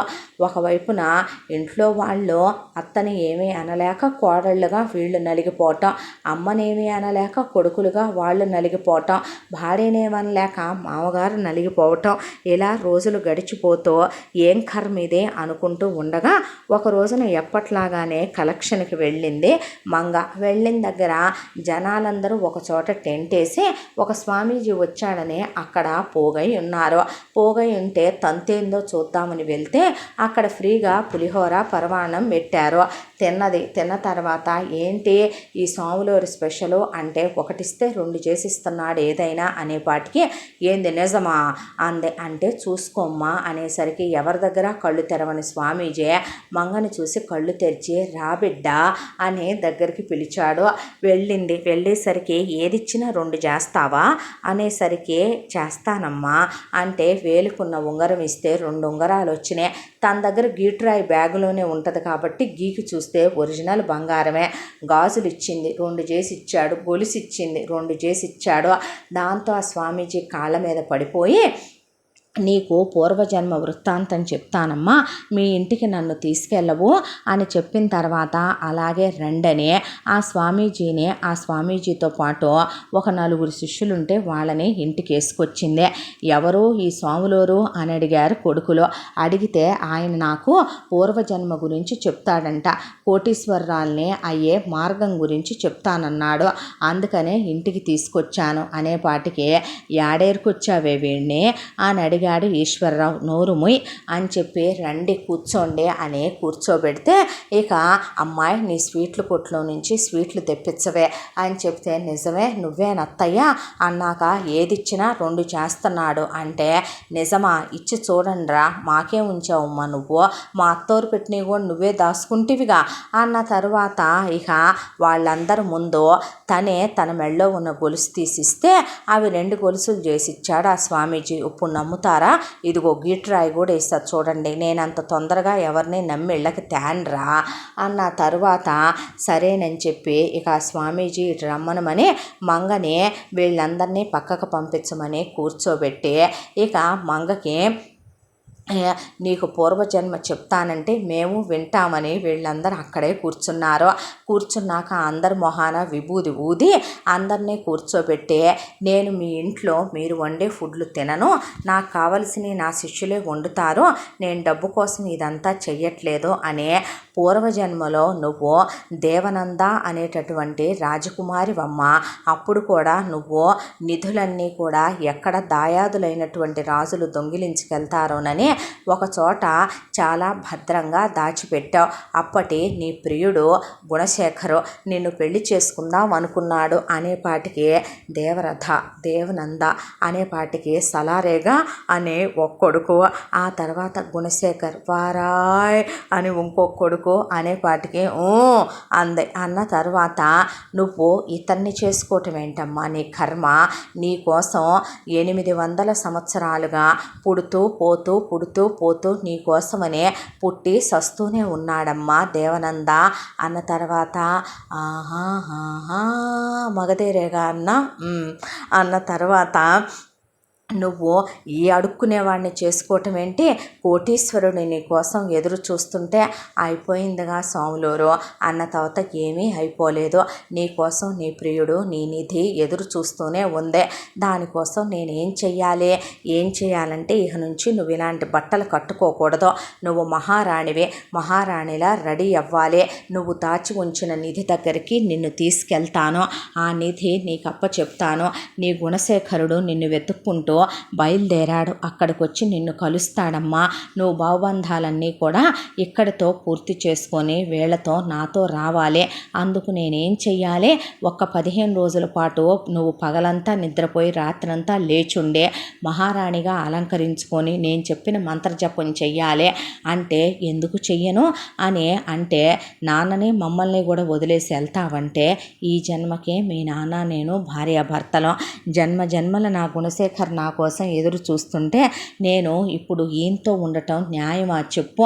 అయినా ఆయనకి నేను పిల్లల్ని ఇచ్చాను, ఆయనకి బాధ్యతలు అప్పచెప్పాను, ఇంకా నేనుండి చేసేదేముందే అని చెప్పి అని మంత్రజపాలు చేయటం మొదలుపెట్టి కోడల చేత డ్రెస్సులు తెప్పించుకొని అప్పుడు మహారాణులు రెడీ అయినట్టు రెడీ అయ్యి నగలేసుకొని మంత్రజపాలు చేయటం స్టార్ట్ చేసింది.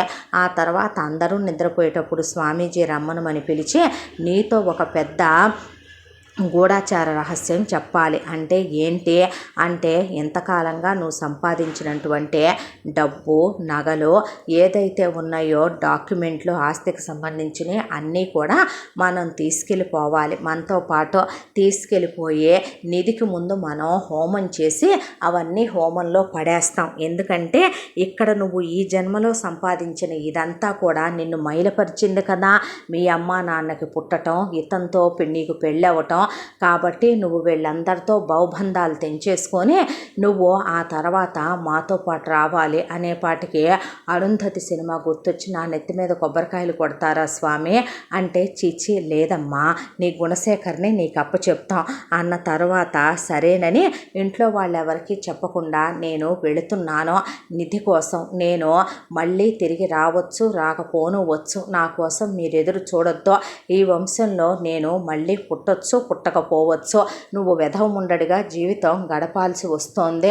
నేను ఉండగానే నీ జీవితం ఇలా అయిపోతోంది. పిల్లల్ని అప్పచెప్పాను, జాగ్రత్తగా ఇల్లు పిల్లల్ని చూసుకుంటూ ఉండు అని చెప్పి లారీల నిండా బాక్సులు ఎక్కిస్తుంటే ఏంటమ్మా ఇవి అని అడిగారు పిల్లలు. వీళ్ళకి చెప్పకూడదు, చెప్తే నేను డబ్బులన్నీ వాడికి ఇచ్చేస్తున్నాను, నిధి కోసం నేను నా స్వార్థం నేను చూసుకొని వేరే డాడీతో వెళ్ళిపోతున్నానని వీళ్ళకి నచ్చకపోవచ్చు అనే దాంతో ఏమీ లేదు, పూజా ద్రవ్యాలు అని చెప్పి వాళ్ళతో కలిసి వెళ్ళిపోయిన తర్వాత ఆ స్వామీజీ గారు అడవిలో లోపలికి తీసుకెళ్ళి వెళ్ళి అక్కడ ఒక మొత్తానికి హోమం స్టార్ట్ చేశారు.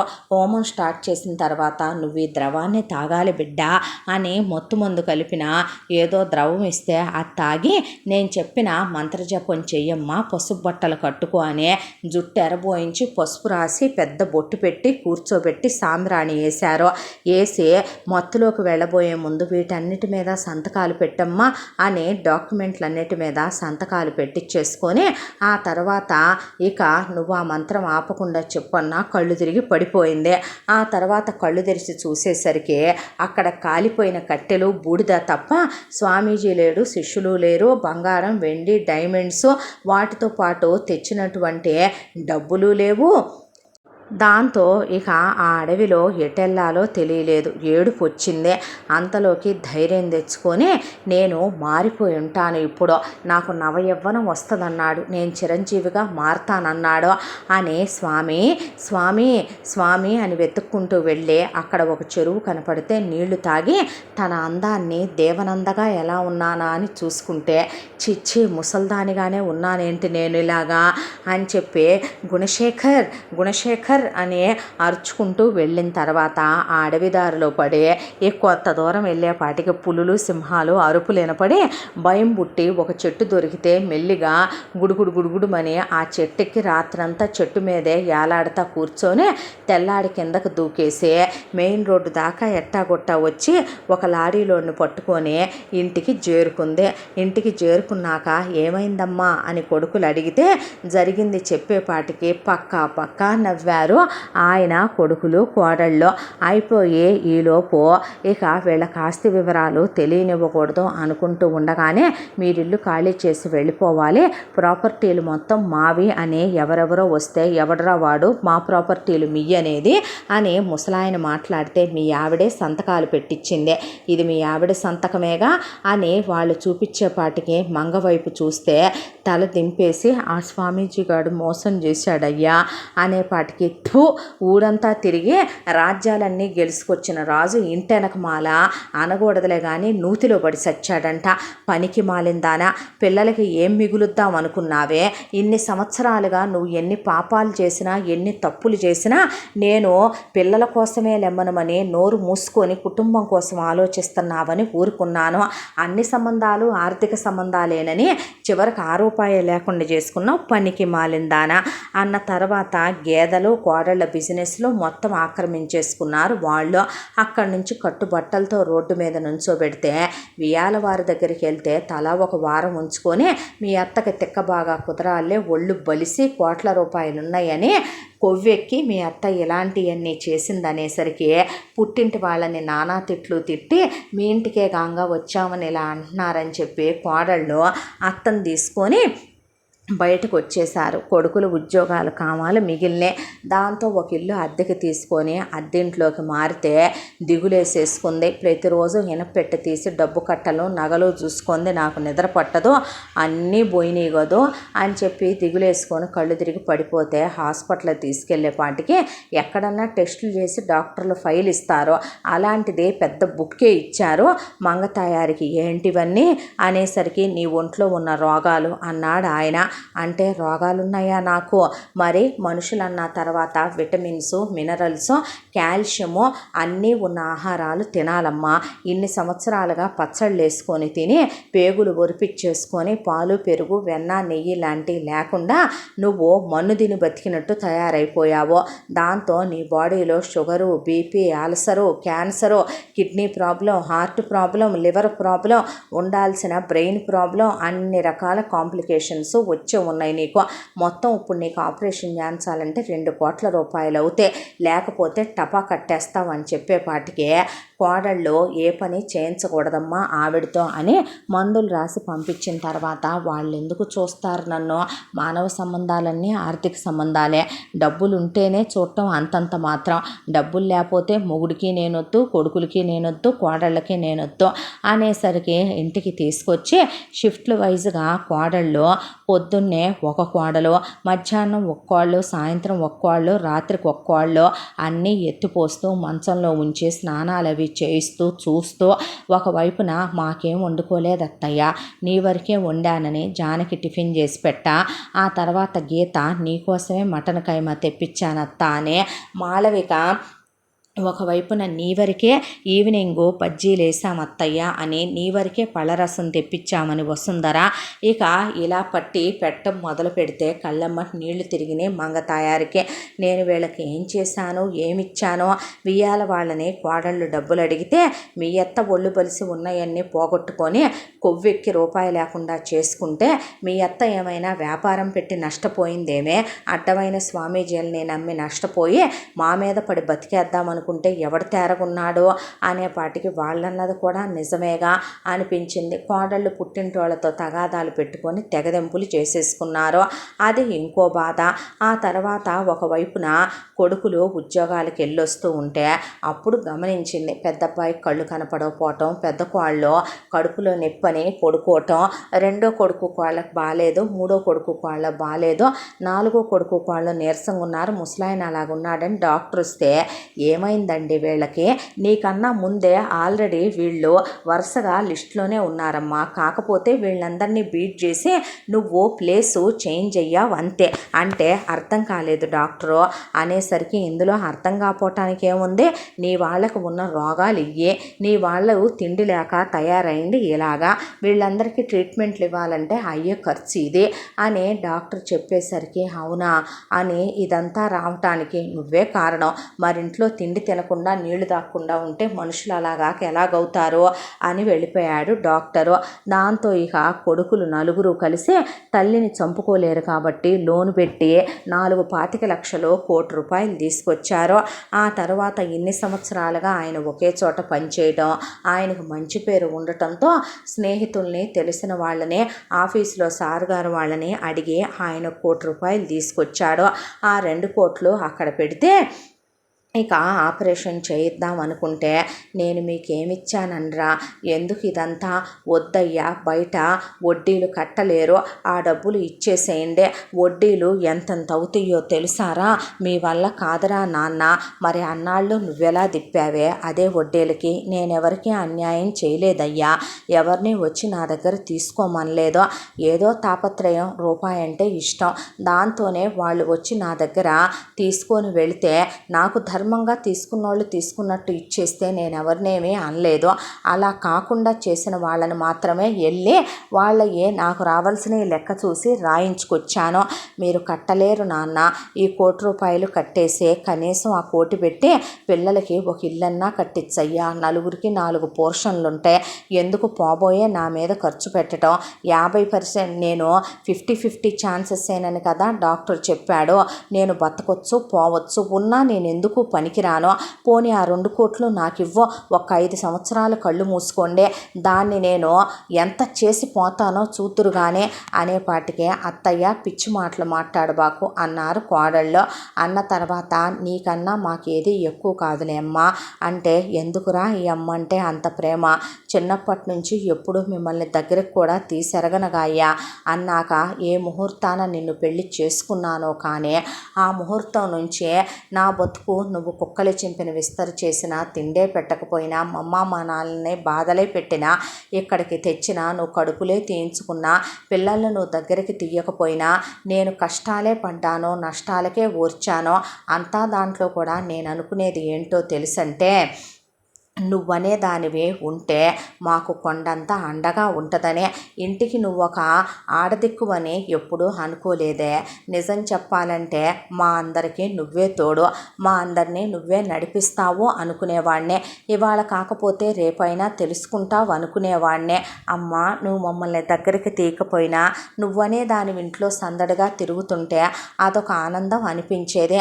నీకు రూపాయి అంటే ఉన్న పిచ్చితో ఎదురుగా ఉన్నటువంటి పాలు తాగనిచ్చావా, పెరిగేసుకొనిచ్చావా, నెయ్యి తిన్నిచ్చావా, ఎందుకే మమ్మల్ని అలా చేసి ఇలా నిలబెట్టేశావు చివరికి అనేపాటికే, ఏ అత్తయ్య ఒక మాట నిన్ను అడగనా, ఇన్ని సంవత్సరాల్లో మేమందరం మా పుట్టింటి వాళ్ళతో పగలు గొడవలు పెట్టుకోవటానికి కూడా సిద్ధపడింది అమ్మలాంటి నిన్ను దూరం చేసుకోలేక కదో, ఆస్తి పోతే సంపాదించుకోవచ్చు, ఇంత దాంట్లో పెద్దక్కేముందో తెలుసా, అత్తయ్యకి డబ్బు అంటే ఇష్టమేమో కానీ కష్టపడి సంపాదించమంటదేమో కానీ కాని పనులు చేయమనమనే, ఎవడి దగ్గరకో వెళ్ళి కాలు జారి సంపాదించమనో ఎప్పుడూ చెప్పదో, నేను 2వ సంబంధం అని ఒక్కనాడు ఆయన కానీ అత్తయ్య కానీ అని ఎరగరు అని పెద్దక్క అంటే, 2వ అక్క నేను అవిటిదాన్నని అత్తయ్య ఒక్కనాడు అని ఎరగదు, ఎంతోమంది నన్ను అలా చిన్నప్పటి నుంచి అన్నోళ్ళున్నారు, 3వ అక్క నేను రోగిష్టిదాన్ననే అందరూ అని నన్ను నానా మాటలు అన్నోళ్లే, అత్తయ్య ఒక్కనాడు ఆ మాట అనేరగదు అనుకున్నారు, మరే నీ 10 కోట్ల సంగతి అంటే సీజ్ చేయించేశారుగా నా డబ్బులు అని చెప్పిన తర్వాత పడుకొని ఆలోచించుకుందే, ఎన్నాళ్లలో పిల్లల ప్రేమను తెలుసుకోలేకపోయింది, భర్త ప్రేమను తెలుసుకోలేకపోయిందే, కోడళ్ళని అర్థం చేసుకోలేకపోయిందే, ఇప్పుడు ఉండే ఆ 4 రూపాయలు కూడా వాళ్ళకి లేకుండా చేయటం ఎందుకని రాత్రంతా వెక్కిళ్ళు పెట్టి నోట్లో గుడ్ల కుక్కుకొని ఏడుస్తూ సూసైడ్ లెటర్ రాసి వీళ్ళుండే దగ్గరలో సముద్రం ఉంటే వెళ్ళిందే, ఈలోపు రోడ్డెక్కి వీళ్ళందరూ ఎతకటం మొదలు పెడితే ఇక కరెక్ట్గా సముద్రం దగ్గర వాళ్ళంత దూరాన కనపడుతుంటే పరుగులు పెట్టుకుంటూ వెళ్ళేసరికి ధైర్యం తెచ్చుకొని ముందుకెళ్తుంది వెనక్కొస్తుంది, దాంతో ఏదైతే అదైందని ముందుకెళ్ళేదాన్ని పాపం వాళ్ళేం పట్టుకురాగలుగుతారో, ఆమెమో హైటు వెయిటు పర్సనాలిటీ ఉన్న మనిషి, సన్నగా ఉన్న వీళ్ళు మొత్తానికి కోడళ్ళు చున్నీలన్నీ ఎగ్గట్టి ఆమె నడుంకేసి కొడుకులు కాళ్ళు చేతులు పట్టుకొని ఆయన పట్టుకొని మొత్తానికి ఒడ్డుకి ఈడ్చుకొచ్చే డాక్టర్ దగ్గరికి తీసుకెళ్ళి ఆ పొట్టలో ఉన్న నీళ్ళన్నీ కక్కిచ్చి ఇంటికి తీసుకొచ్చి, ఏం పిచ్చి పనులమ్మా ఈ నువ్వు అంటే, ఎందుకు బతకాలి, ఎవరి కోసం బతకాలి, నేను నా డబ్బు బాయ, నా ఆస్తి బాయ, నేను బతకలేనురా డబ్బు లేనిది, నేను బతకలేనురా ఆస్తి లేనిది, నా ప్రాణం పోయినా నేను బతకగలనేమో కానీ రూపాయి లేనిది నేను ఉండలేను అని వెక్కిళ్ళు పెట్టి, నేను చచ్చిపోతాను, నేను మీకు ఏమిచ్చిపోతున్నానురా, ఎందుకు బతకాలే, ఈసారి వితౌట్ ఫెయిల్ పోతాను, నువ్వు వెధం ఉండడిగా ఉండటానికి ఫిక్స్ అయిపోవయ్యా అన్నాక, అత్తయ్య నోరు మూయి నువ్వు ముందు అంది వసుంధర. అనవే అను, ఎన్నైనా అను పడతాను, నా మీద మీరు రూపాయి ఖర్చు పెట్టడానికి వీలు లేదు అన్న తర్వాత, నీ సొమ్ము ఎక్కడికి వెళ్ళలేదు, నీ రూపాయలు ఎక్కడికి వెళ్ళలేదు, ఇంకాపుతావా నువ్వు అనేపాటికి, ఏమే మాయ మాటలు చెప్తున్నావా నాకు అనేసరికి అందరూ అలా చూశారు వసుంధర వైపు. కాదు, నేనే నాటకం ఆడిచ్చాను, డ్రామా కంపెనీ వాళ్ళని పిలిపించే వాడికి సినిమాలన్నీ చూపించే, ఆ సినిమాల్లో డైలాగులు చెప్పించే, నిజం చెప్పాలంటే అక్క వాళ్ళ అమ్మా నాన్నలు ముగ్గురికి, మా అమ్మా నాన్నలకు కూడా తెలుసు ఆ విషయం, నేనే మన డబ్బులు నగలు అన్నీ జాగ్రత్త చేయించుంచాను ఒక దగ్గర అనేసరికి, నిజంగానా అందే. నిజమే, నేనే కోటీశ్వర్ల కూతుర్నే కాదో, మధ్యతరగతి కుటుంబంలో పుట్టి పెరిగిన దాన్ని నేను, కానీ ఆత్మాభిమానం అనేది ఒకటి ఉంది అత్తయ్య మాకు, నేను నిన్ను ఒకటి అడుగుతాను చెప్పు, నువ్వు తిండి తినివ్వకుండా నీళ్లు తాగనివ్వకుండా ఇవన్నీ ఎవరి కోసం కూడబెడుతున్నావు, మానవ సంబంధాలన్నీ ఆర్థిక సంబంధాలే అనేది ఒళ్ళు బలిసిన వాళ్ళు చెప్పిన పిచ్చి మాట, అందరి కుటుంబాలు అలాగే ఉంటాయనే నువ్వెలా అంచనా వేయగలవు, అది నీకు తెలియచెప్పాలని అనుకున్నా, రూపాయి లేదనే విషయం నిజం చెప్పాలంటే ఇదంతా నేను చేశాననే నా మొగుడైన నీ కొడుక్కి తెలియదు, బావలకి తెలియదు, అక్కలకి తెలియదు, మామయ్యకి తెలియదు, కానీ వదిలేశారా వాళ్ళందరూ నిన్ను.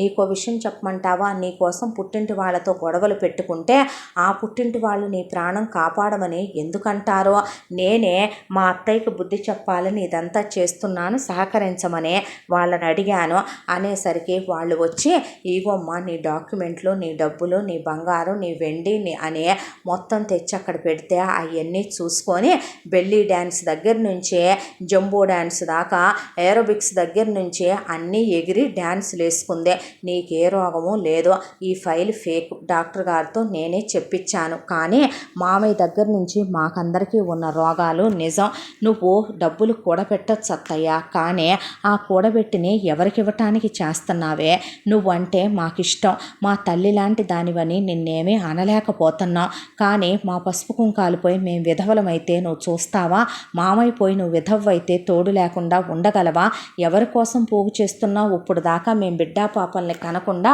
మా గర్భసంచులు ఏమైపోతున్నాయో నీకు తెలుస్తుందా, ఎందుకు ఇలా తయారయ్యావు నువ్వు అసలు అని, ఆ అమ్మాయి ఇలాగే అయితే గనక మేము వెళ్ళిపోతాం మా మొగుళ్ళని తీసుకొని దూరంగా, నువ్వు మామయ్య ఉండండి అంటే నేను ఉండనమ్మా, మీతోనే వచ్చేస్తాను, అదొక్కటే కట్టకట్టుకొని దాని సొమ్ము నెత్తినేసుకొని ఉంటుందంటే, వియ్యాల వారు మీరొచ్చి మా పిల్లల్ని చేసుకుంటామన్న రోజున చాలా గొప్ప స్త్రీమూర్తి కనిపించిందమ్మా నీలో, నువ్వు కట్నం అడిగినప్పుడు మేము తప్పుగా అనుకోలే, ఎందుకంటే మేము ఆ కట్నాలు ఇచ్చినా సరే నీ కొడుకులంత మంచి అల్లుళ్ళు మాకు దొరకరు అనుకొని నిన్ను చూసి మా పిల్లల్ని ఇవ్వలేదమ్మా, మా అల్లుళ్ళని చూసే ఇచ్చాం, కాకపోతే నీకెదురు చెప్పలేక, భార్యలకి కడుపు నిండా ముద్ద పెట్టుకోలేక, వాళ్ళు తినలేక ప్రతి క్షణం నీ కొడుకులు ఎంత నలిగిపోతున్నారో ఎప్పుడైనా తల్లిగా అర్థం చేసుకున్నావా అమ్మా నువ్వు అని, వాళ్ళు ఇక నుంచైనా నువ్వు మనిషివైతే మారుతావు, ఇంతకన్నా మేము మా హద్దు దాటి నిన్నేమీ అనలేకపోతున్నామని వాళ్ళ దారిన వాళ్ళు వెళ్ళిపోయారు. ఆ తర్వాత కొడుకు కోడళ్ళు వెళ్ళిపోవటాన్ని బ్యాగ్ సర్దుకొని ఆయన సర్దుకుంటే వద్దని అందరికీ సారీ చెప్పి కాళ్ళు పట్టుకొని క్షమించమనే, నేనేం చేసినా మీకోసమే, నేను మూర్ఖురాల్ని, నన్ను క్షమించండి, ఇక మీదట ఇలాంటి తప్పుడు పనులు చేయను అని నేనే ఒక తాకట్టు కొట్టు చిట్ ఫండ్ లాంటిది చిన్నది ఓపెన్ చేసుకుంటాను, అందులో 2, 3, 4, 5 వద్దు మంగ, 4, 5 కూడా వద్దు, సరే రూపాయి 2 రూపాయలు 3 రూపాయలు వడ్డీలకి పేదవాళ్ళ దగ్గర అయితే నువ్వు అది కూడా తీసుకోవద్దు, సరే తాకట్టు కొట్టు పెట్టుకుంటాను, ముందు మీ అందరి అనారోగ్యాలు నయం చేయిస్తాను పదండి అని చెప్పి తీసుకెళ్ళి ముందు ఆయనకు ఆపరేషన్లో పెద్ద కొడుక్కి పెద్ద కోడలికి రెండో కొడుకు రెండో కోడలు వరుసగా నలుగురికి కొడుకులు కోడళ్ళకి ట్రీట్మెంట్లు అయిపోయి ఆయనకి అయిపోయేపాటికి బాగా వదిలిని డబ్బులు. ఆ తర్వాత పెద్దదే 4 అంతస్తుల ఇల్లు కట్టుకొని ప్యాలెస్ లాంటిదే ఆ ఇంట్లోకి మారిపోయారు. ఇక నుంచి ఆ గేదెలవి తీసేసిందే. ఆయన్ని ఇక నుంచి ఉద్యోగం మానేసి ప్రశాంతంగా రెస్ట్ తీసుకోమని ఇంట్లో పని వాళ్ళని పెట్టిందే. కడుపు నిండా ఇప్పుడు తిండి తింటున్నారు, హాయిగా ఏసీల్లో పడుకుంటున్నారు, ఒంటికి నచ్చిన బట్టలు కట్టుకుంటున్నారు, కొడుకులు కారుల్లో ఆఫీసులకు వెళుతున్నారు.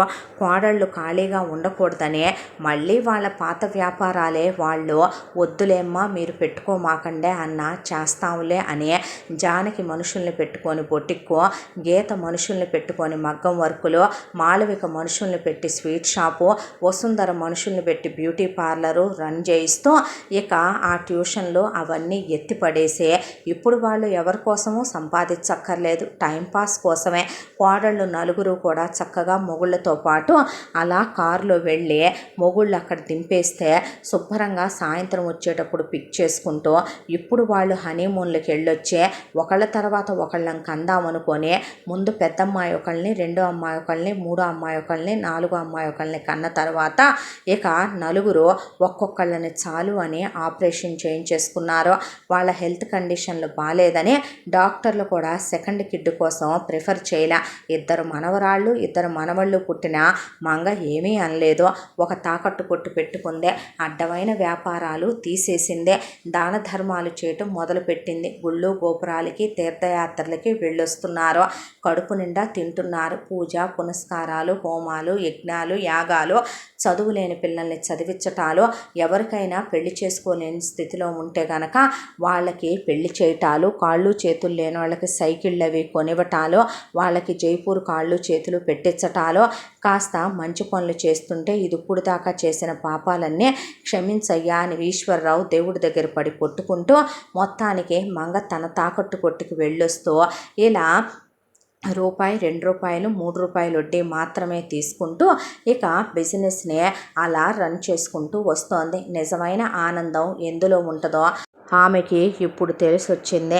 భర్త ప్రేమ, కొడుకుల ప్రేమ, కోడళ్ల ప్రేమ, మనవళ్ళు మనవరాళ్ల నవ్వులు సంతోషాల మధ్య మంగ మంచితనంతో నలుగురితో చేతులెత్తి దండం పెట్టించుకుంటూ ఇదివరకిట్లా శాపనార్థాలు పెట్టించుకోకుండా పోయిన అమ్మా నాన్నలకి అత్తమామలకి వాళ్ళ ఆత్మశాంతి కోసమనే వాళ్ళ పేరు మీదగా వస్త్రదానాలు అన్నదానాలు చేస్తూ వాళ్ళ ఆత్మకి శాంతి కలగాలని కోరుకుంటూ ఇప్పుడు రేపొద్దున తను పోతే చీత్ఫు అనే తనలాంటి దాన్ని అసహించుకోరు తన కొడుకులు కోడళ్ళు.